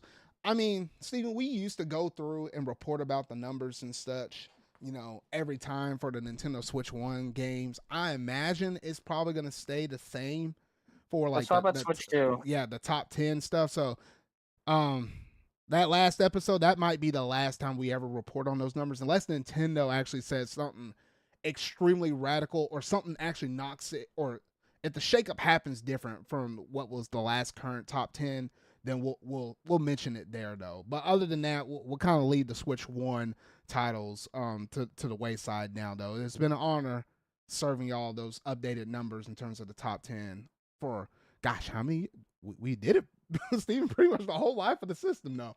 But yeah, it's been an honor and it's been a pleasure updating those numbers. So we'll only report about the Switch 2 stuff going from this point forward though, in terms of like what could be a brand new top 10. However though, Tomodachi Life, that game came out, what was it, Steven, like a handful of months ago or something like that though. It did, April came yeah, out last April. month. And they did manage to hit us with some updated sales in terms of like how well that system was doing. I'm trying to find my little tweet that actually had that up in It's there. like it was at least 4 million it is sold, which is kind of Oh, yeah, like here we go. kind of incredible for a game that late in the life of the Switch 1. Yeah, 3.8 million units were sold in the span of 2 weeks. 2 weeks, It's a 3.8. lot. That is a crap ton. And it's kind of funny though, because like I have some youth and stuff that I go through and like teach on Sundays. And it was kind of funny because one of them literally today mentioned, "Hey, are you gonna get Tomodachi Life and stuff?" It's like, "Hey, it's the hottest thing," and stuff like that. Like she was trying to sell one of her other friends on getting that game, or at least sell the idea to her, so that way she can convince one of her parents to buy the game. Though, and it was kind of funny to seeing that in real time like that. I was like, "Dang." I was like, yeah, these kids, they actually really do like themselves some Tomodachi Life, almost on the same kind of equivalent. Well, not exactly the same equivalent, but it's similar parallels to like Animal Crossing. Essentially, just kind of laid out there in front of my eyes. So I was like, yeah, I can see why a lot of people like this Tomodachi Life stuff. I'm just imagining you slapping Tomodachi Life out of their hand and just throwing Monster Hunter Stories 3 in there. Like, get this already.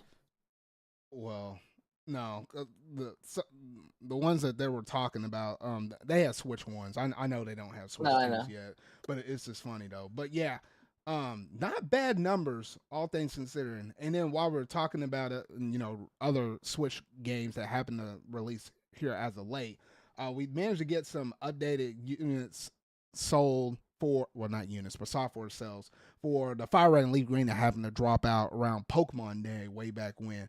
That has managed to sell 4 million units as of the point of this updated report. I'm like, Pokemon Company, if y'all could sell 4 million with barely doing any kind of emulation stuff on the side, it's stupid to think why you're not going to give us Ruby, Sapphire, and Emerald just to match that and pair that up with Fire Red and Leaf Green. It would be dumb. That's his money sitting out there on the table, because I know it didn't take y'all a ton of work to get this stuff to work out. So gosh dang it, if you do another Pokemon Presents later on this year, typically that typically happens around August or September time or something like that, go ahead and announce you're going to bring Ruby, Sapphire, and Emerald for the sake of the for the anniversary and such. Like, just go ahead and do it. Gosh dang it. Yeah, honestly. Oh, goodness.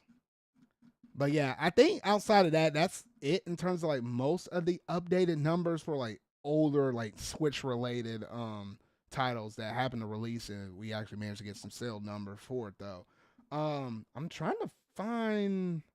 I need a new website link click thing or something like that.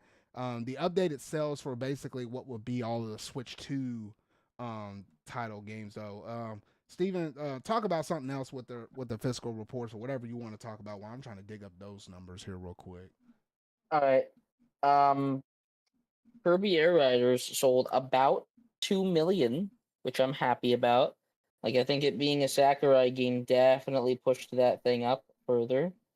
And then the Metroid Prime 4, both versions of it have not cracked 1 million individually, which is kind of just sad, honestly. Like, that game just got, well, I'm not even gonna say it got screwed. They deserved it. They hardly fucking marketed it, and then it ended up just being okay. It's like, it's a good game, and that's it. And it's like, okay, waited this long for a game that's just good.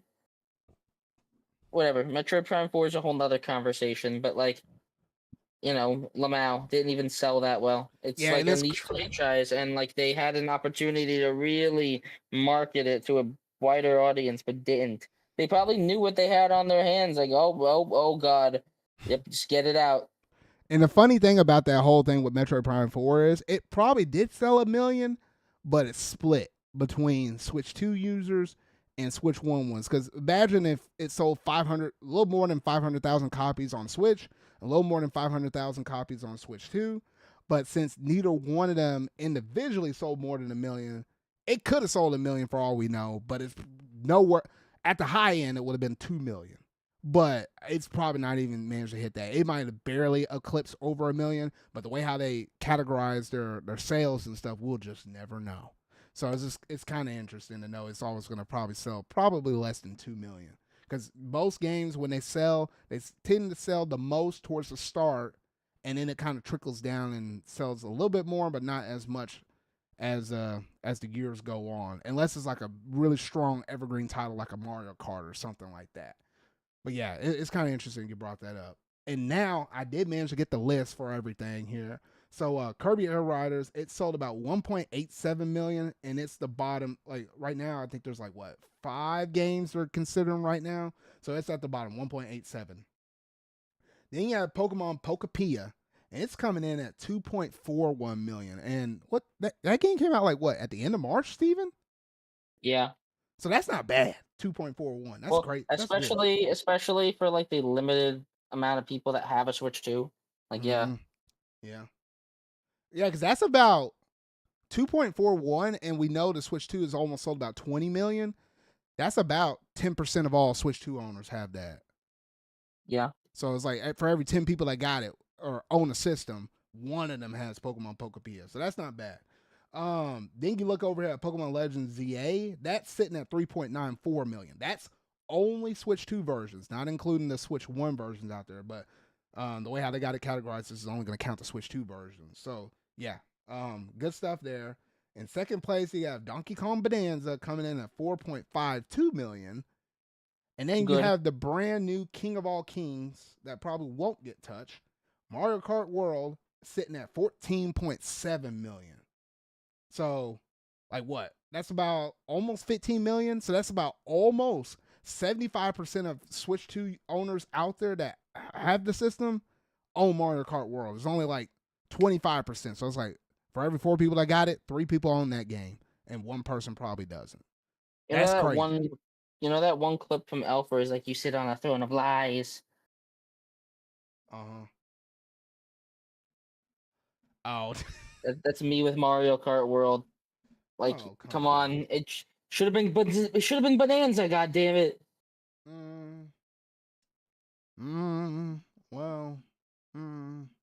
I don't know, Mario Kart World is a fine, like, I like the game. It's good. But like it really, for especially how much it will sell in the future, you really are disappointing me in terms of what you decided to do with the game. It's just got it's like a fundamental flaw. It's not even really something you can fix. I don't know. Enough on that though. Just Nintendo pissing me off as per usual. While I had this website pulled up, and I was just kind of curious on how it's doing against like some of the older systems out there. Because for the Nintendo 3DS, Mario Kart 7 sold about almost 19 million, and Mario Kart World is already at 14.7. So in the span of almost a year, it's about to hit the high of Mario Kart 7 on 3DS. Interesting. Jesus.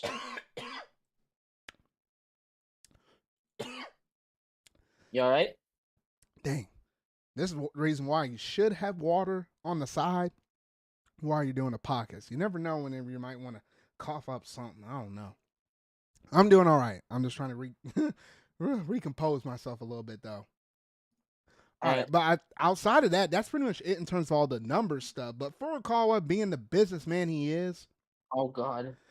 He did have some interesting statements to mention here, and it's almost going to tie over and bleed into what will be the next major segment of the show, though. But I think there was like one thing. Well, let me see here. I thought there was one thing on here before I went straight to that. No, never mind. We're going to transition straight from the fiscal reports straight on over into the next major segment of the show, that being what's in these main missions.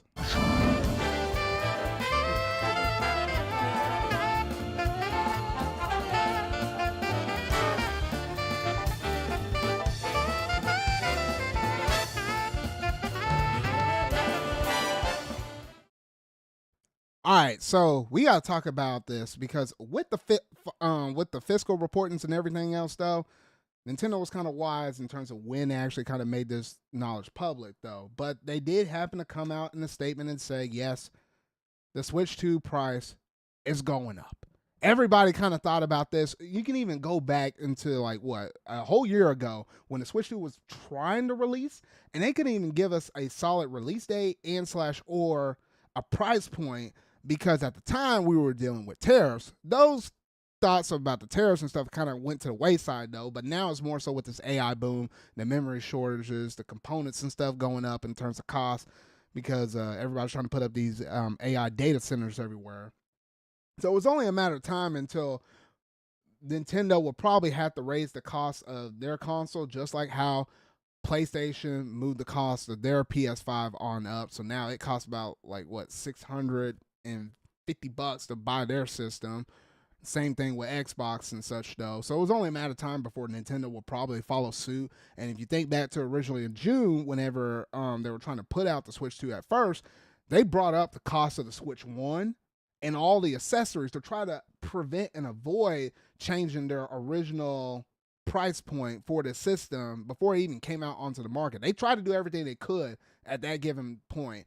Now we're a whole year later, things have tended to get a little bit worse, and they said we got to move it on up. So it's moving up from the original $450 that it sells without like any games bundle with it whatsoever, and move it from $450 upwards to $500. It's that same small increase for as a $50 increase that PlayStation originally did whenever it was like the digital version. It went from $400 to $450, and the physical version went from $500 to $550. It's kind of like that first step. It's kind of where we're at right now.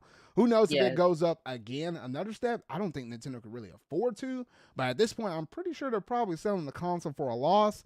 Hence, that's probably the reason why we're seeing Nintendo actually price some of their games a little bit differently. Hence, the whole variable pricing and stuff, and the reason why now you buy a game digitally from them from their eShop, it's like being sold for $10 less. So they're hitting you with some hard blows, but they're trying to ease up on some other things to try to kind of balance this whole thing out. But Steven, how did this make you feel in terms of all of this? Okay, so yeah, I'm gonna give Nintendo the exact same feelings that I would give any other company. Not happy, okay? I think this is a fucking terrible idea that's gonna tank the sales for a while. Maybe it will pick back up eventually, but I don't see how this is a good idea. It's already not selling. It already slowed down significantly, by the way. It already did not have a great holiday, and we don't really have any idea what's coming up. Pokemon's gonna be 2027. That's gonna fucking sell gangbusters. But like, we have no idea what's gonna happen for the rest of this year. Like everyone was expecting Pokemon, and Pokemon was like the easy, like, oh yeah, that's gonna be 2026. That'll sell. That's gonna be Switch 2's big title. This and that, but no, Pokemon's 2027. So it's like, okay, how's Nintendo gonna deal with this and keep putting out like fucking B-list, B tier games? We very quickly found out they're just gonna fucking. I'm sorry, I'm just getting pissed off. We very quickly found out that we're just gonna put out a bunch of B tier games. We're gonna price them cheaper. But like, I don't know. I knew something was up when they were pricing their games cheaper. It's like, no, Nintendo doesn't just give us a deal. It's definitely for some reason, and yeah, here's the reason. I'm struggling to see why the investors were like so like, oh my god, we gotta get a price increase out. Like you seen that report a couple weeks ago, yeah. Right? How Nintendo was being pressured by its investors, and I'm like, oh my god. Yeah, because they're just looking around at everybody else in the room in terms of the competition, other people in the industry in terms of just selling electronic goods in general, and they were just probably just looking at, well, if they're all doing it, probably shouldn't you be doing this as well? Or else is it going to really hit your profits or your bottom line or something like that really bad? It's always interesting with investors because they're so wishy-washy in terms of what they think should happen versus then running a business with Nintendo. They know exactly what they kind of need to do. It's just they don't actually know anything about the business. They don't understand gaming. They just look at charts. That's all they fucking do. They're not fucking real people. They look at charts and they're like, oh, okay, that's gonna happen. We got to do that, so that will happen again. Like, you got to make the shareholders happy. You got to do what they want. You have to. At the end of the day, it just stifles creativity and like strategy with business. Like, I'm sure Nintendo probably would have been smart to fucking decrease the price. Be like, hey, we got to charge more for the games. These cartridges are expensive, so we're gonna decrease the price of the system just to Give people an easier entryway into our ecosystem. No, increase.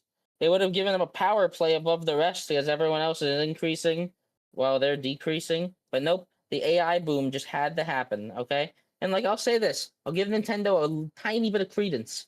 They did like make a formal apology to their audience and was like, "Hey, you know, first of all, they've done something that I have not fucking ever seen them do." And they were just like, "Yep, we got games coming we got games for 2026 that we have not announced yet."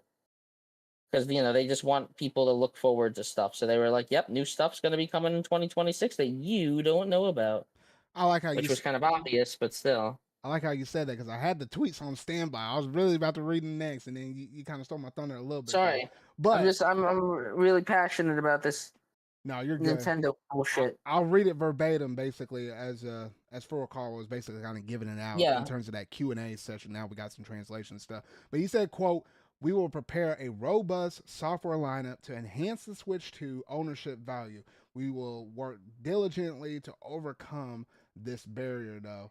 And then also they said, "Ideally, we would like to deliver new titles frequently in a more timely manner. But as you point, well, hold on.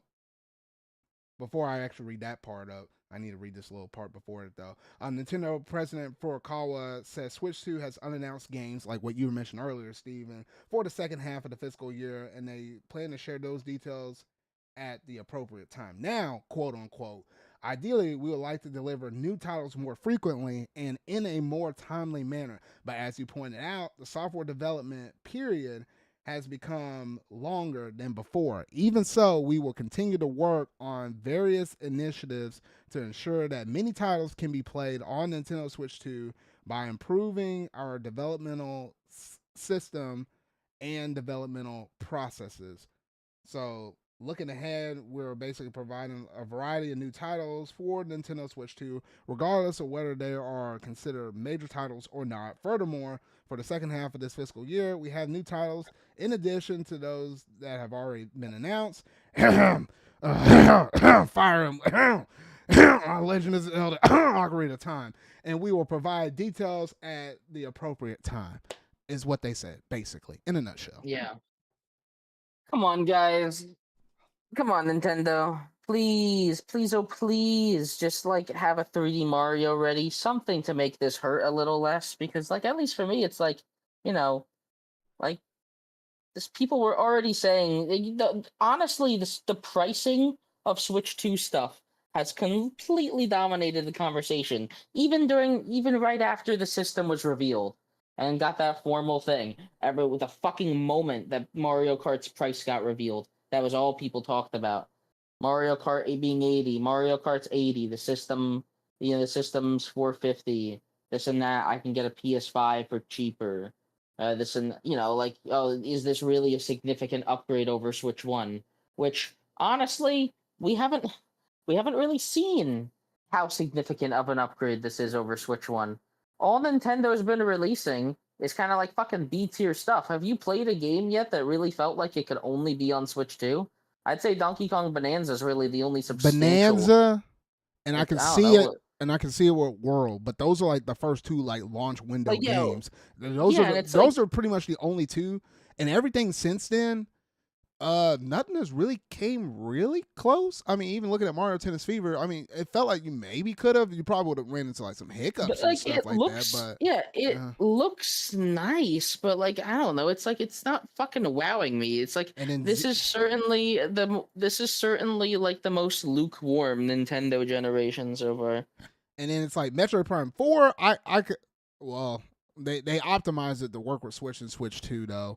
But it's like if you wanted the higher, 4K 60 or the 1080 120, then that kind of makes sense though. But at the end of the day, that was still a Switch 1 game. Same thing with Pokemon Legends ZA and stuff. So it's like, yeah. And then like the only other thing we had was like Age of Imprisonment. That and running it fluid without no frame drops, like what we had with the previous Warriors game. Okay, I can kind of see that, but that wasn't like purely Nintendo per se. It's also not purely 60 FPS. Yeah, it's just more of a consistent frame rate that doesn't kind of jostle you up like Age of Calamity. Yeah, Age of Calamity. Yeah, it certainly tries to be 60. I'll give it that. And like when it is 60, it was beautiful. I fucking loved it. but it's so fucking derivative. Like, okay, another Tears of the Kingdom was already a little exhausting, just being Breath of the Wild again. But they just, getting Tears of the Kingdom or getting Age of Imprisonment, which really didn't feel necessary. I don't know about you. I wasn't really fucking really excited. Oh, I gotta see the imprisoning war. Wow, I gotta see that. Like, I was not interested, honestly. Yeah. And it's like, Tears of the Kingdom has so many less interesting characters because that game kills off. I can spoil Tears of the Kingdom, right? Yeah, we're beyond a year technically. The fucking Sonya gets killed immediately in Age of Imprisonment, so you can't even use her. Ganondorf isn't even fucking playable in the game. What? Are you kidding me? That was my fucking reaction. Like, really, guys? Am I crazy for thinking that? It's like, I don't know. The Hyrule Warriors 1, the coolest part was playing as Ganondorf. Yeah. Even Age of Calamity had unique story beats. And, like, it had that weird, like, wizard guy. People thought he was kind of like Aghanim from Link to the Past. In Age of Calamity, like, there was interesting new story beats. And also with the little egg guy, a little egg guardian. Like, there was something, okay? With this, there's fucking nothing. And, like, there's every Switch 2 generation game has just felt like average, I guess. Like, even the ones I fucking love Bonanza, but, like, it doesn't replace a 3D Mario. And I fucking am gonna really like an Ocarina of Time remake if it happens, but, like, yeah, it's not gonna, I'm still gonna want a new Zelda game. So it's like, I don't know, Nintendo, it feels like, I don't know about you, it feels like they blew their load supporting the Switch 1 generation way too much in its late life. Remember, we got, like, Echoes of Wisdom, Mario and Luigi Brothership, fucking Paper Mario 1000 Year Door remake, bunch of stuff on Switch 1 that I feel like you could have pushed that to Switch 2. Imagine, like, a new Mario and Luigi game exclusive to Switch 2. It's just stuff that people are excited for.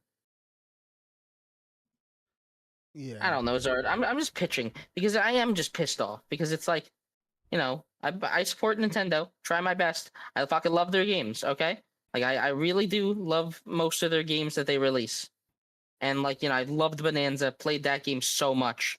I was like, okay, Switch 2. I like the Switch 2. I like that Nintendo actually went the route of, making an iteration instead of fucking reinventing the wheel again.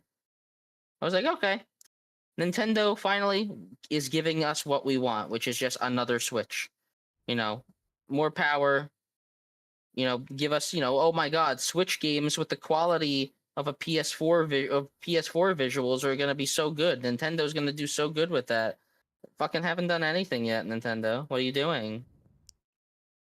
I know I'm rambling. I'm sorry that I'm rambling, but, like, I feel like this price increase comes at the worst possible time where I feel like nothing is happening. I know it's happening in September. You don't gotta correct me. Oh, it's not happening yet, but, like, it still is stupid. Now, here's the thing though too. Different regions had that price point going up at different times. Like for us, September is when it happens for us here in the West, here in America. If you're in Japan, from the moment they announced that, they gave you like 2 to 3 weeks, and that was it. I think as of now, from the point that we're doing this this live podcast, I think it's already changed, or if it hasn't, it's about to be days before it's about to happen. So, yeah, I mean, there was like people rushing out to get all the try to buy Switch 2s and stuff like that if you were over there in the Japan market before the cost goes up. It was only it was only the region exclusive one, like the one that can only play Japanese games. That one went up in their region. The one that was like the region free one, that remained unchanged because it was already But that expensive. makes no sense. That makes no fucking sense. Because they were trying to cut them a bone with the Japanese region free one, because that one was like the significantly cheaper one. I don't know how that, but it's the Japanese yen and stuff is like pretty in a pretty How weak does the one point. I don't know. How does the one with more languages stay the same price? That's the one with more value. You'd expect them to further increase that. No, but that's not the one that's really Or been like selling. increase both. But that's the problem. That's not the one that's been selling the most in that Japanese region. I It's know. been the region lock one. So you increase the one that's selling. You don't increase something that's not selling. That's just business. Right. You are right. So yeah, so at this point, I know it's gonna rub people off a lot of wrong ways, and that's why I've been telling people if you're interested and you know Nintendo's gonna eventually give you that Smash Brothers, that Animal Crossing, that 3D Mario, the brand new 3D Zelda, those big major hitters, you know they're gonna come at some point in this console generation. If you can afford to, and I want to say I said the same spill in was it the last episode before we got the console increase? I don't know. I felt like I said this spill recently though. But if you can afford to, and it's not going to set you back, you might as well go ahead and try to pick it up before September comes around, because this is price increase number one. Who's not to say that there could be another one in the future? There will be more. I'm not going to leave it off the table though. But yeah, if you have any remote interest in playing these future games or something like that, because let me make this clear: when Pokemon Generation 10 comes out, everybody and their mama's going to want to buy a Switch 2 at that point, and they're going to be buying it for a little bit slightly more expensive version though. However, Nintendo is throwing one more bone, because I forgot to mention this as well. With this, they're also selling a new bundle version where, obviously, yes, just getting the console alone is going to be $500 here fairly soon, but there are going to be selling new bundles where it's like, hey, you can buy the Switch 2 with a copy of Mario Kart World, or a copy of Donkey Kong Bonanza, or a copy with Pokemon POPCULTURE for $500. So that basically replaces the Mario Kart World bundle, but now you have two other options of games, and that you can buy for $500. So if you're curious about getting a Switch 2 and it's at that lot $500 price point at that point in the future, this bundle will be the way to go. In which case, at that point, people are already kind of accustomed to buying a Switch 2 at $500, thanks to that Mario Kart World bundle. So it's not out of the realm of looking ugly, if that makes sense. It's still kind of bad if you just wanted to get the system and something else, but considering how you're probably going to get one of those three games at some given point, it's not horrendous. I'll just leave it at that. It's not horrendous, yeah. I'll give them that. It's like it is like it's the same, it's basically the same bundle as when the system released. Yeah, you just got a couple more options now. So that explains why that was a limited time bundle thing with the original packing with Mario Kart. I don't know. I don't think this was the plan. I don't think this was the plan at all, if that's what you're trying to say. No, I knew the plan was they weren't going to sell that with the bundle. No, but like that consistently for the whole life. But they knew they could switch it up, be a little more flexible. That's just what I'm saying. No, this was definitely a last minute thing. Because what if Pokopia wasn't a hit? Like they specifically have Pokopia in that bundle because they know that's like, those are the three system sellers currently. They know, like, I personally, definitely think Nintendo was like, all right, we gotta increase the price. We're fucked. Make a new bundle. Make a new bundle, guys. Yeah, because they did Maybe say I'm being pessimistic. But... Yeah, because at this point, I feel like Nintendo is selling their console for a loss, and because they're selling it for a loss, they need to kind of basically give you the keys to the car, and they're hoping that you're going to be buying a bunch of gas along the way as you try to make this road trip and play through all these different games. Well, that's the problem. You need to fucking give me gas that I will pay for. I know. It's more like getting you in. Once you're in, you're usually all right. That's always the hardest step because you're basically, for buying a console that costs $500, if every game were like $70 on average, you're looking at buy 5 or 6 $70 games just to get inside the door. And then after that point, then it's somewhat manageable beyond that once you catch stuff on sales. But that's kind of where Nintendo is at this given point. And I kind of want to leave it there, unless you want to ramble more, Steven, because we still haven't addressed a big one. Yeah, I don't know how long we'll talk about that one, honestly. But listen, Nintendo, when they're desperate, can lead to some cool things. Like Nintendo during the Wii U era got desperate, and we got some interesting stuff. I think that they'll just pull an emergency Smash announcement. out of nowhere. Now, I feel like they'll just do that and they'll be like, all I don't right, think that would be an fuck. emergency Smash announcement because, like anything, Nintendo always likes to announce stuff when it's fully ready to come out, usually within a year. The only ones that kind of break that trend is your Zelda games and the poorly mismanaged Metroid Prime 4, which we're not going to dig up all in that. But typically, they're pretty good about announcing from reveal to release is roughly about a year, give or take. So I don't see them doing like an emergency Smash Bros. Reveal or something like that. That'd be wild. But I don't know. I feel like that's probably I'll see. 2 years off before we get that. All right. Anyway, though, that's gonna be it in terms of the Switch 2 price increase as like one of the major talking points for tonight. And now we got the very last major talking point of the night, that being that Star Fox Direct. Oh shoot, Steven. I don't know about you, but I literally remember coming home and I lay down on my bed. I got off of work. I was just checking my phone, just scrolling through Twitter because I just trying to catch up on the days stuff that happened on social media and stuff. See if I happen to miss Yeah. anything. I sure did that day though because it said, "Hey, tune in here to see the on-demand thing of the Star Fox Direct." I was like, "Huh?" I was like, "Wait, did I miss something from yesterday?" There's no way I would have missed it, and it actually happened today without me knowing about it. That doesn't make no sense at all. I clicked the link. I checked the dates and everything to make sure I wasn't spoofed or nothing. And I think they had that graphic of the one I got up on the TV right now, though. So I was Pretty super sure. confused. I was super confused about it. I clicked it, and then it started up in traditional Nintendo Direct fashion. I was like, what the freak? And then lo and behold, later on, I figured out they gave us the window, but it was only 10 minutes. I was like, yeah, out of your gosh dang I'm mind, Nintendo. really don't like that how they did that. I'm like, they could have done the traditional 24 hours in advance, and then I would have been all right. But a stinking 10 minutes, like there's power behind those words of this is Miyamoto. Like I'll just say that, like oh shoot, like that's kind of really how it felt, because he said, hey, tune in 10 minutes, and we got a direct here for you for Star Fox, and I was like, oh my gosh. So then I was like, oh wait, I can't watch this on my phone. I have to run up here, get up on my computer and stuff like that, boot it up, and I gotta watch it in a proper setting, like how I do with all my Nintendo Directs. Like it's not good to watch at least a standard good old Nintendo Direct that has anything associated with first party. That is just on your phone. I gotta watch it on a monitor, TV, something like that though.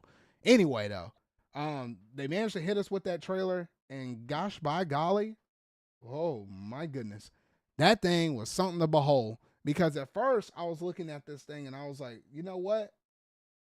What are we getting? Because I was looking at the grand blue sky and everything though, and I was like, man, the graphics look so good. These R wings are looking sick.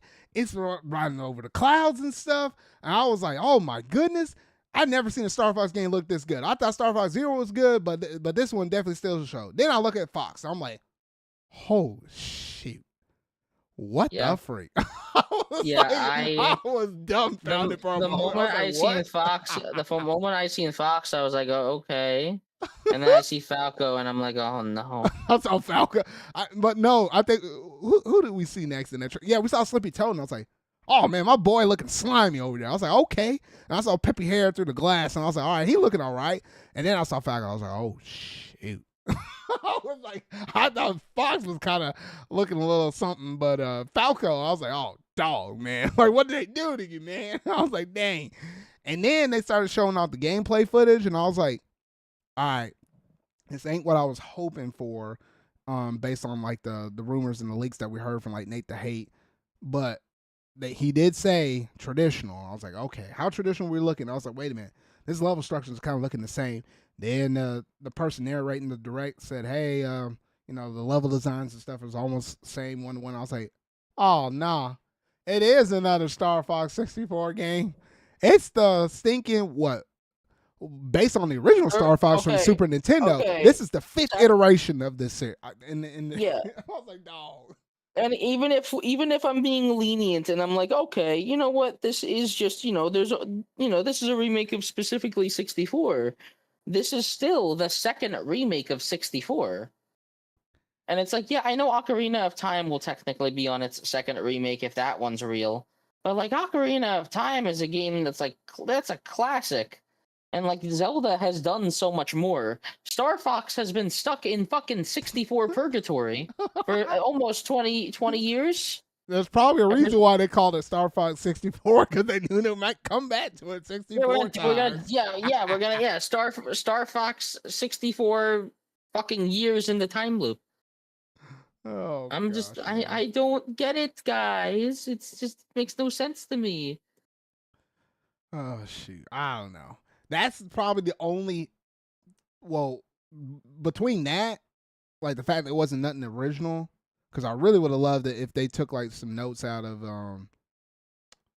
oh gosh, out of Assault and maybe Starlink Battle for Atlas. Like if they would have did a fusion of those two things with some Star Fox 64 elements, that would have been my ideal future brand new Star Fox game. But the way how they started off the direct and showed off Star Fox in the movie, I was like, oh yeah, no, they're trying to reintroduce this. Like even the title, when you look how bland and simple it is, and just calling it Star Fox, no other kind of things attached to it. It's not Star Fox 3D. It's not Star Fox 64. Like they're trying to give it like that original Super Nintendo flair. Like, oh, this is kind of meant to be like the true starting point.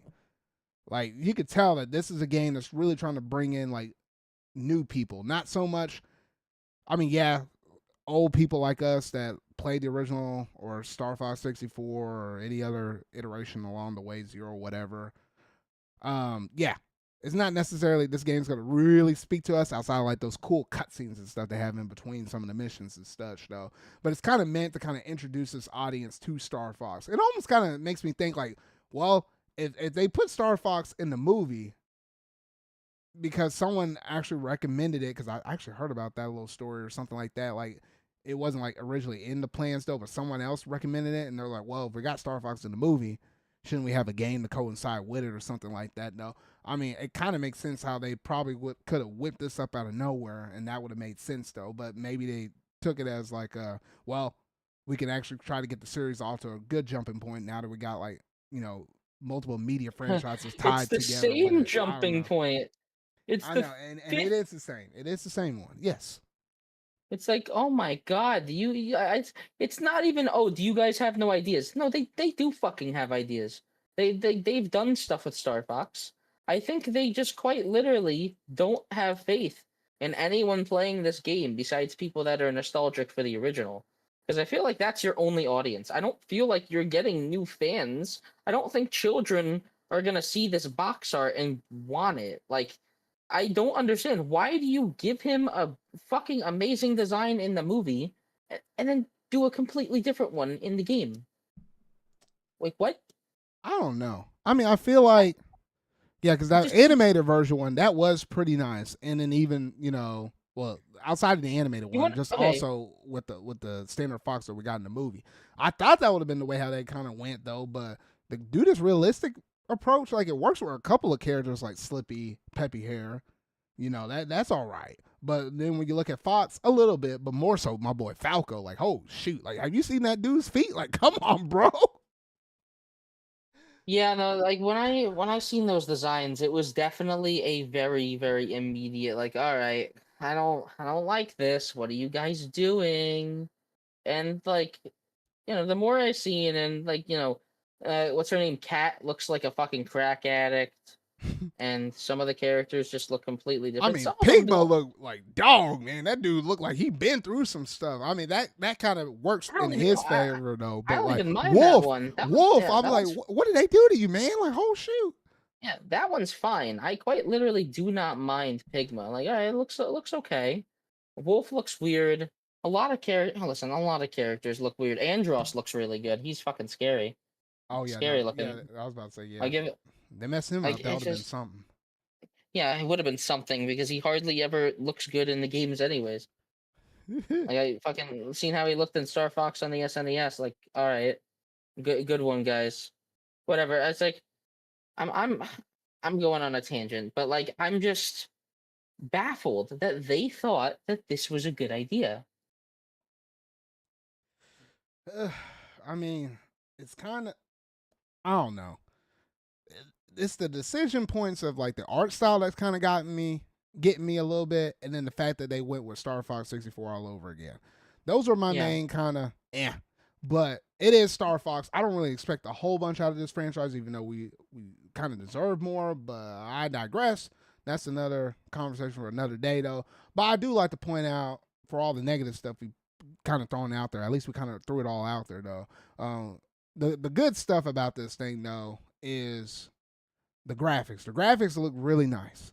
I like I like how good the water textures and stuff look on the surface. The fact that we're getting cutscenes and stuff that kind of flesh out the story a little bit more so, it's stuff that we never seen before.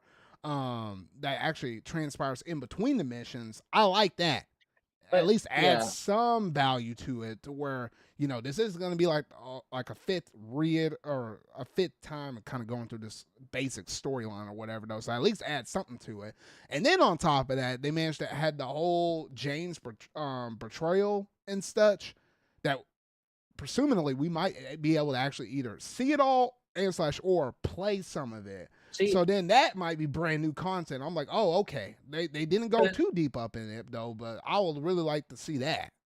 Why leave it intentionally vague? Like they just didn't want to reveal if it's like a playable segment. Because I watched that and I genuinely don't know. Is it a playable segment? I don't know. That's the thing. We really don't know that. Like I was talking to Sonic and he was like, "No, it's not a playable segment. That's why it's called a prologue." And I'm like, "Why even fucking show it?" Like, why even it was show shown us the whole cutscene? Yeah, I know. It was a good chunk. Cutscene. Yeah, it was a good chunk. Unless they got like more stuff to go with it, or they're gonna like intertwine some of those little James portrayal things or stuff that James is doing along the way while you're playing as like Fox McCloud himself, and they just kind of sporadically give you little nuggets of information, like diving into the past to make those parallels. I don't know. I mean, it's kind of interesting the way how they reveal that, though. I'm looking forward to seeing it, though. But if that's like the greatest extent of it, though, then I'm gonna be disappointed, though. So we will have to wait and see. Luckily, we don't have to wait long for the release for this thing, though, because it does come out on June 25th. So that's literally next month. Birthday. My birthday. Oh, your birthday. I thought you said Mother's Day. I was like, bro, Mother's Day is past. So what kind of mother be buying this game? Honestly, it should have been fucking Shadow Drop. It looks like a fucking Shadow Drop. They're charging fucking $50 for N64 game, basically at its core. I'm like, I know they're digital, 60 physical. Yeah. And yes, I know they're gonna charge full price for the Ocarina of Time remake, but that's fucking Ocarina of Time. I'm sure it's gonna have more content. I'm just pissed off because this looks cool. Like I think it visually, the environments look nice. Obviously, if let's just say if Star Fox wasn't just for 64 all over and over again, this probably would have been okay. But these designs, it pisses me off because in game they do not look good at all. But some of the renders look alright. Mm-hmm. So it's the lighting just looks so weird. And James McCloud looks a lot better than Fox. Maybe it's the glasses, but no, it's the glasses. It's the glasses, the raw charisma, the voice acting. The dude look edgy as all get out. I was like, I don't know, something about him. Maybe it's because we saw the design for Fox already for a good chunk of time before we got that little part at the end of the direct. I didn't have no problems looking at James and his design. I don't know. It's probably the glasses. Yeah. And then there's obviously stuff that's good about this. I'm not gonna say everything is shit.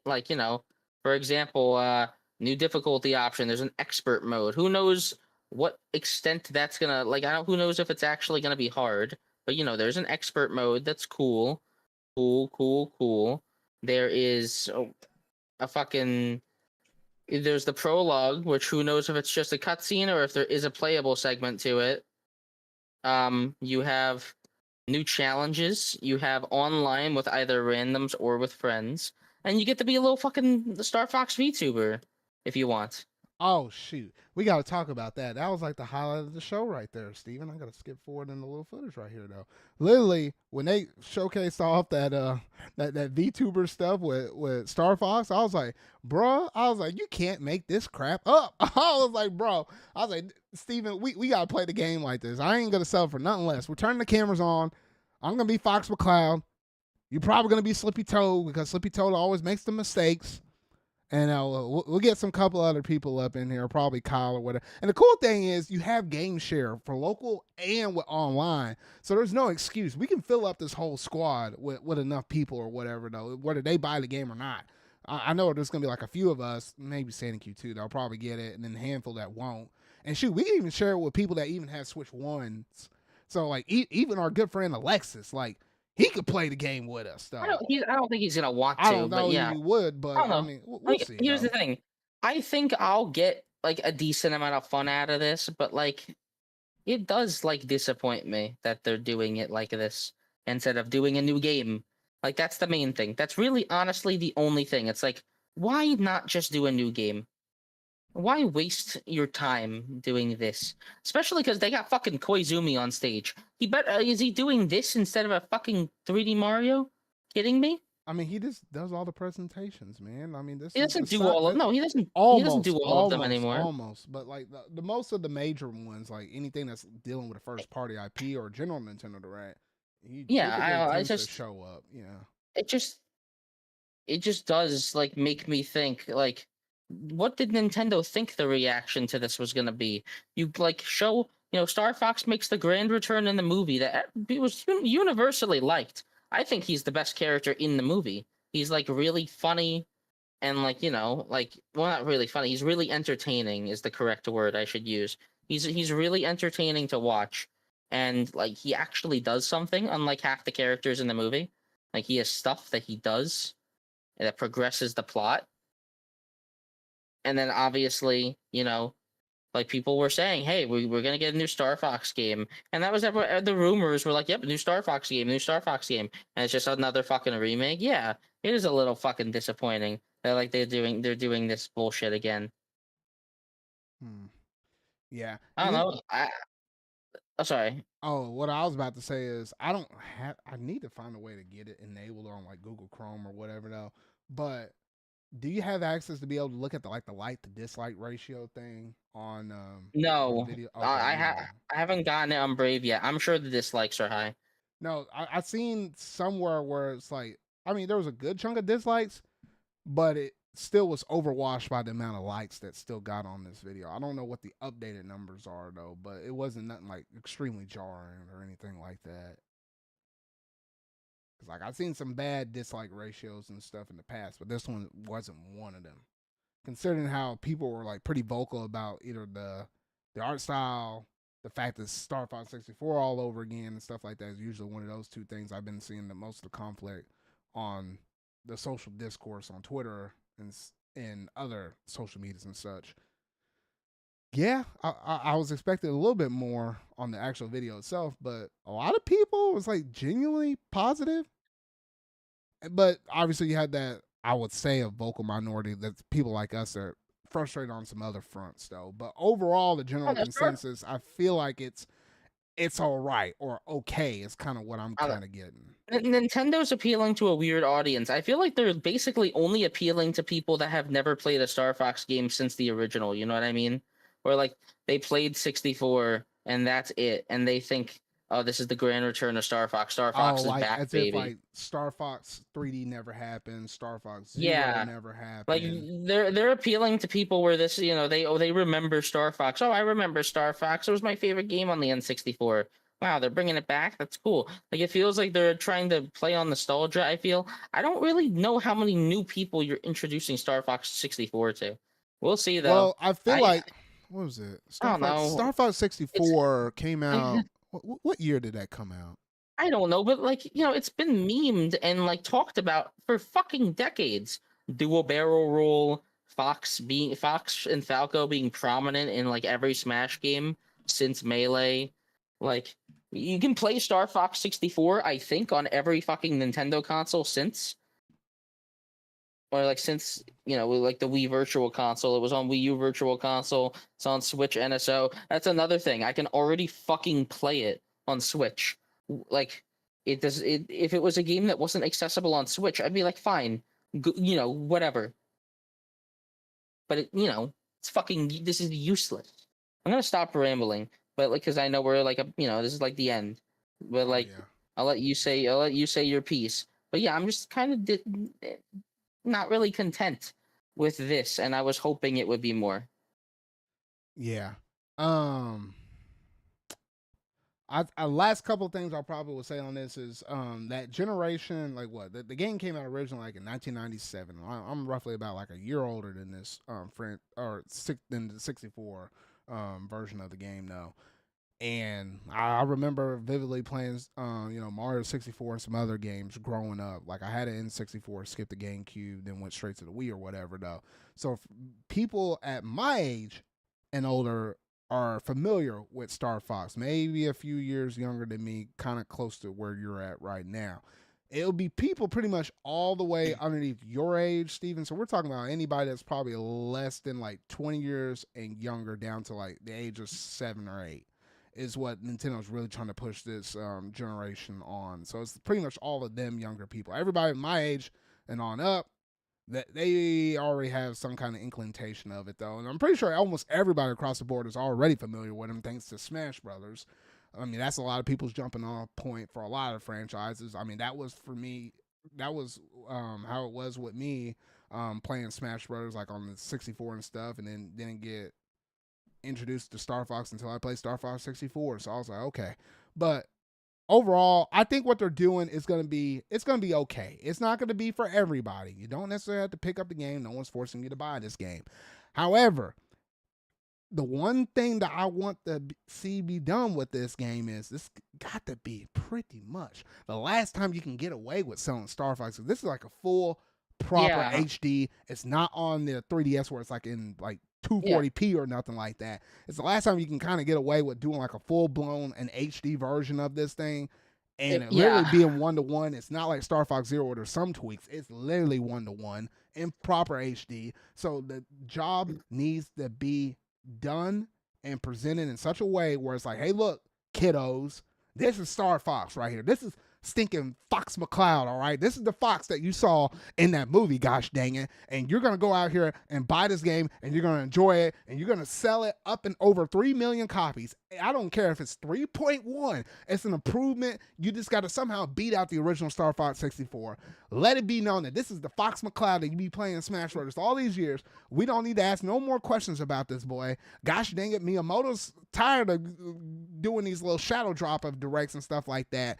And gosh dang it, this is the Fox McCloud that you're going to grow up. You're going to like his realism and everything else in between. Gosh dang it. And this is the Fox McCloud that everybody in the mama is going to love and appreciate. And once it sells at least 3.1 million copies, we can move on and reestablish this Star Fox. We can slightly design and tweak the design just a little bit though. But this is the Fox McCloud you're going to get used to for every game that comes after this game. So you can get a proper Star Fox 2 next. That's not going to be based on anything in the past. So this is so this is Fox McCloud. You're going to be happy with this VTuber model. And I'm just going to leave it at that. Oh, shoot. The VTuber stuff's going to be really funny because people are just going to screen record Star Fox 64 and they're just going to crop everything but the VTuber. So there's going to be people using these on their regular streams. Oh, for sure. And like that will be funny. I really hope that you can do it with like the what's his name, Andrew, the monkey, because he looks really funny.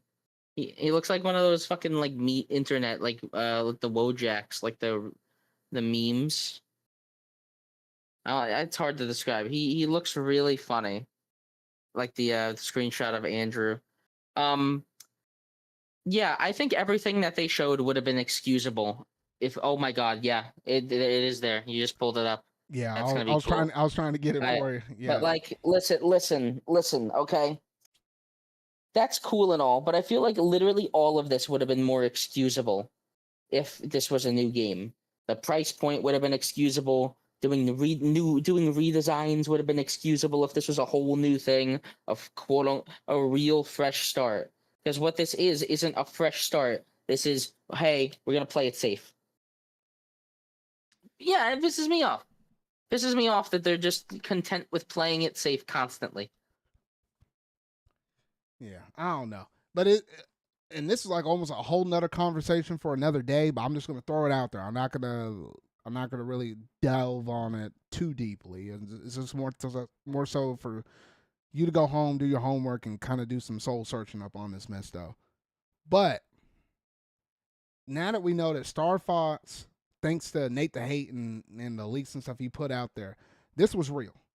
He give the man his flowers and stuff. People started to doubt him and stuff like that whenever it didn't happen to release up towards the end of April and stuff. It happened to be in the first week of May. Well, and then let's see, because he said Pokemon Winds and Waves was going to be 2026, and he also said there was going to be a Xenoblade 2 Definitive Edition. So I don't know, man. I don't see either of those. Obviously one of them was deconfirmed. I know those were things that were thrown out further on in the past. I'm just talking about it like his most recent stuff. But the fact that he got that right, and then if the Ocarina of Time happens to be a thing that happens to come out in the second half of 2026, we can look at everything we gotten so far or stuff that's been announced as like an exclusive Switch 2 title, and how many of those are going to be brand new experiences and not necessarily a remake. What I'm looking at right now is Mario Tennis Fever, Pokemon POPCULTURE, and Fire Emblem Fortune's Weave, and Splatoon Raiders. That's it. Because two of your other ones, Star Fox, along with what could be Ocarina of Time, those are remakes. So it's like, how many brand new experiences are you going to have to actually experience on the Switch 2 and for the year 2026? I'll let you answer that yourself. We will see. Next month comes June. Maybe we'll get a brand new General Nintendo Direct from them, though. I'll say goodbye to Koizumi right now, though. I'll flip it back over here to my other little screen, though. But we'll see. We'll see if we get any kind of news next month or at the latest July. But we'll leave it at that, though. Was there anything else Steven, you wanted to say so we can wrap things up? I think that's it. The only off-topic thing I'll mention is that I went to go see Mortal Kombat 2 in theaters today, and it had a lot of action, and some of it was cool, but it was kind of boring. Oh, you did? Huh. I'll probably go see that when it comes out on digital or, basically for home experience. Yeah, that's the only other thing I could think of, though. Talking about Star Fox tired me. Oh, goodness, man, who would have thought in the year of 2026 we be talking and getting hot about Fox McCloud like this? Like, oh shoot, oh man, and that's just crazy though. That's just crazy. All right, well, I think it was a fun episode. We had some highs, we had some lows, and we had some hot heated debates though. But hey, that comes in the nature of any kind of podcast episode though. All right, Steven, let's go ahead and close this thing out because I'm tired. I need to eat some Skittles and watch some anime. So let the fine people know where they can find you at. You can find me on Twitter at StevenJr1231. I've been trying to do more art recently. So, yeah, if you want to see it, there you go. And I do a collab channel, or I used to do a collab channel with some friends on YouTube called Spaghetti Disco. All righty. And that's almost going to truly do it in terms of my ZardCast episode 122. So, yeah, thank you all for tuning in, listening to the podcast where you happen to be watching this live, and /or for everybody else that happen to be watching this on demand after the point, though. Just let people know that, we're just a couple dudes that just love talking and everything about Nintendo, pop culture stuff, gaming, and everything else in between, though. So if you really like this video, make sure you hit that like button, go ahead and hit the subscribe button and that bell, though. But if you happen to be listening on one of my audio-only platforms, such as, Apple Music, Spotify Music, iHeartRadio, yes, you can listen to me in the car, Amazon Music, all those other fun little socials that you can see. Just let people know, hey, we're just a fun little podcast. We'll keep you in the know-how and everything in terms of Nintendo, Sony, and Microsoft, though. And yes, keep that in mind. In the next episode, we'll have our predictions segment in terms of everything we'll probably experience for all the major shows. Like obviously, hopefully Nintendo comes out with their Direct. We know Xbox is the only confirmed thing, along with the Summer Game Fest with Jeff Keighley's thing. We know those are confirmed. I don't know if anybody else will actually come out and do their own things. Capcom is typically good, but they already gave out like 3 games already in the first half of the year 2026. I don't know what else they really have in the schedule in terms of the back end. We will see. And then I imagine we'll get another State of Play in June. I think Devolver is set to give us something new because Enter the Gungeon 2 was announced and nothing has come of that. Okay. that's all I'm excited for. Like, they announced that in the Switch 2 Direct, but that's when the stream died, so no one knew it got announced. Oh yeah, that was crazy when that happened that one time. It was annoying, yeah, especially because I like Enter the Gungeon.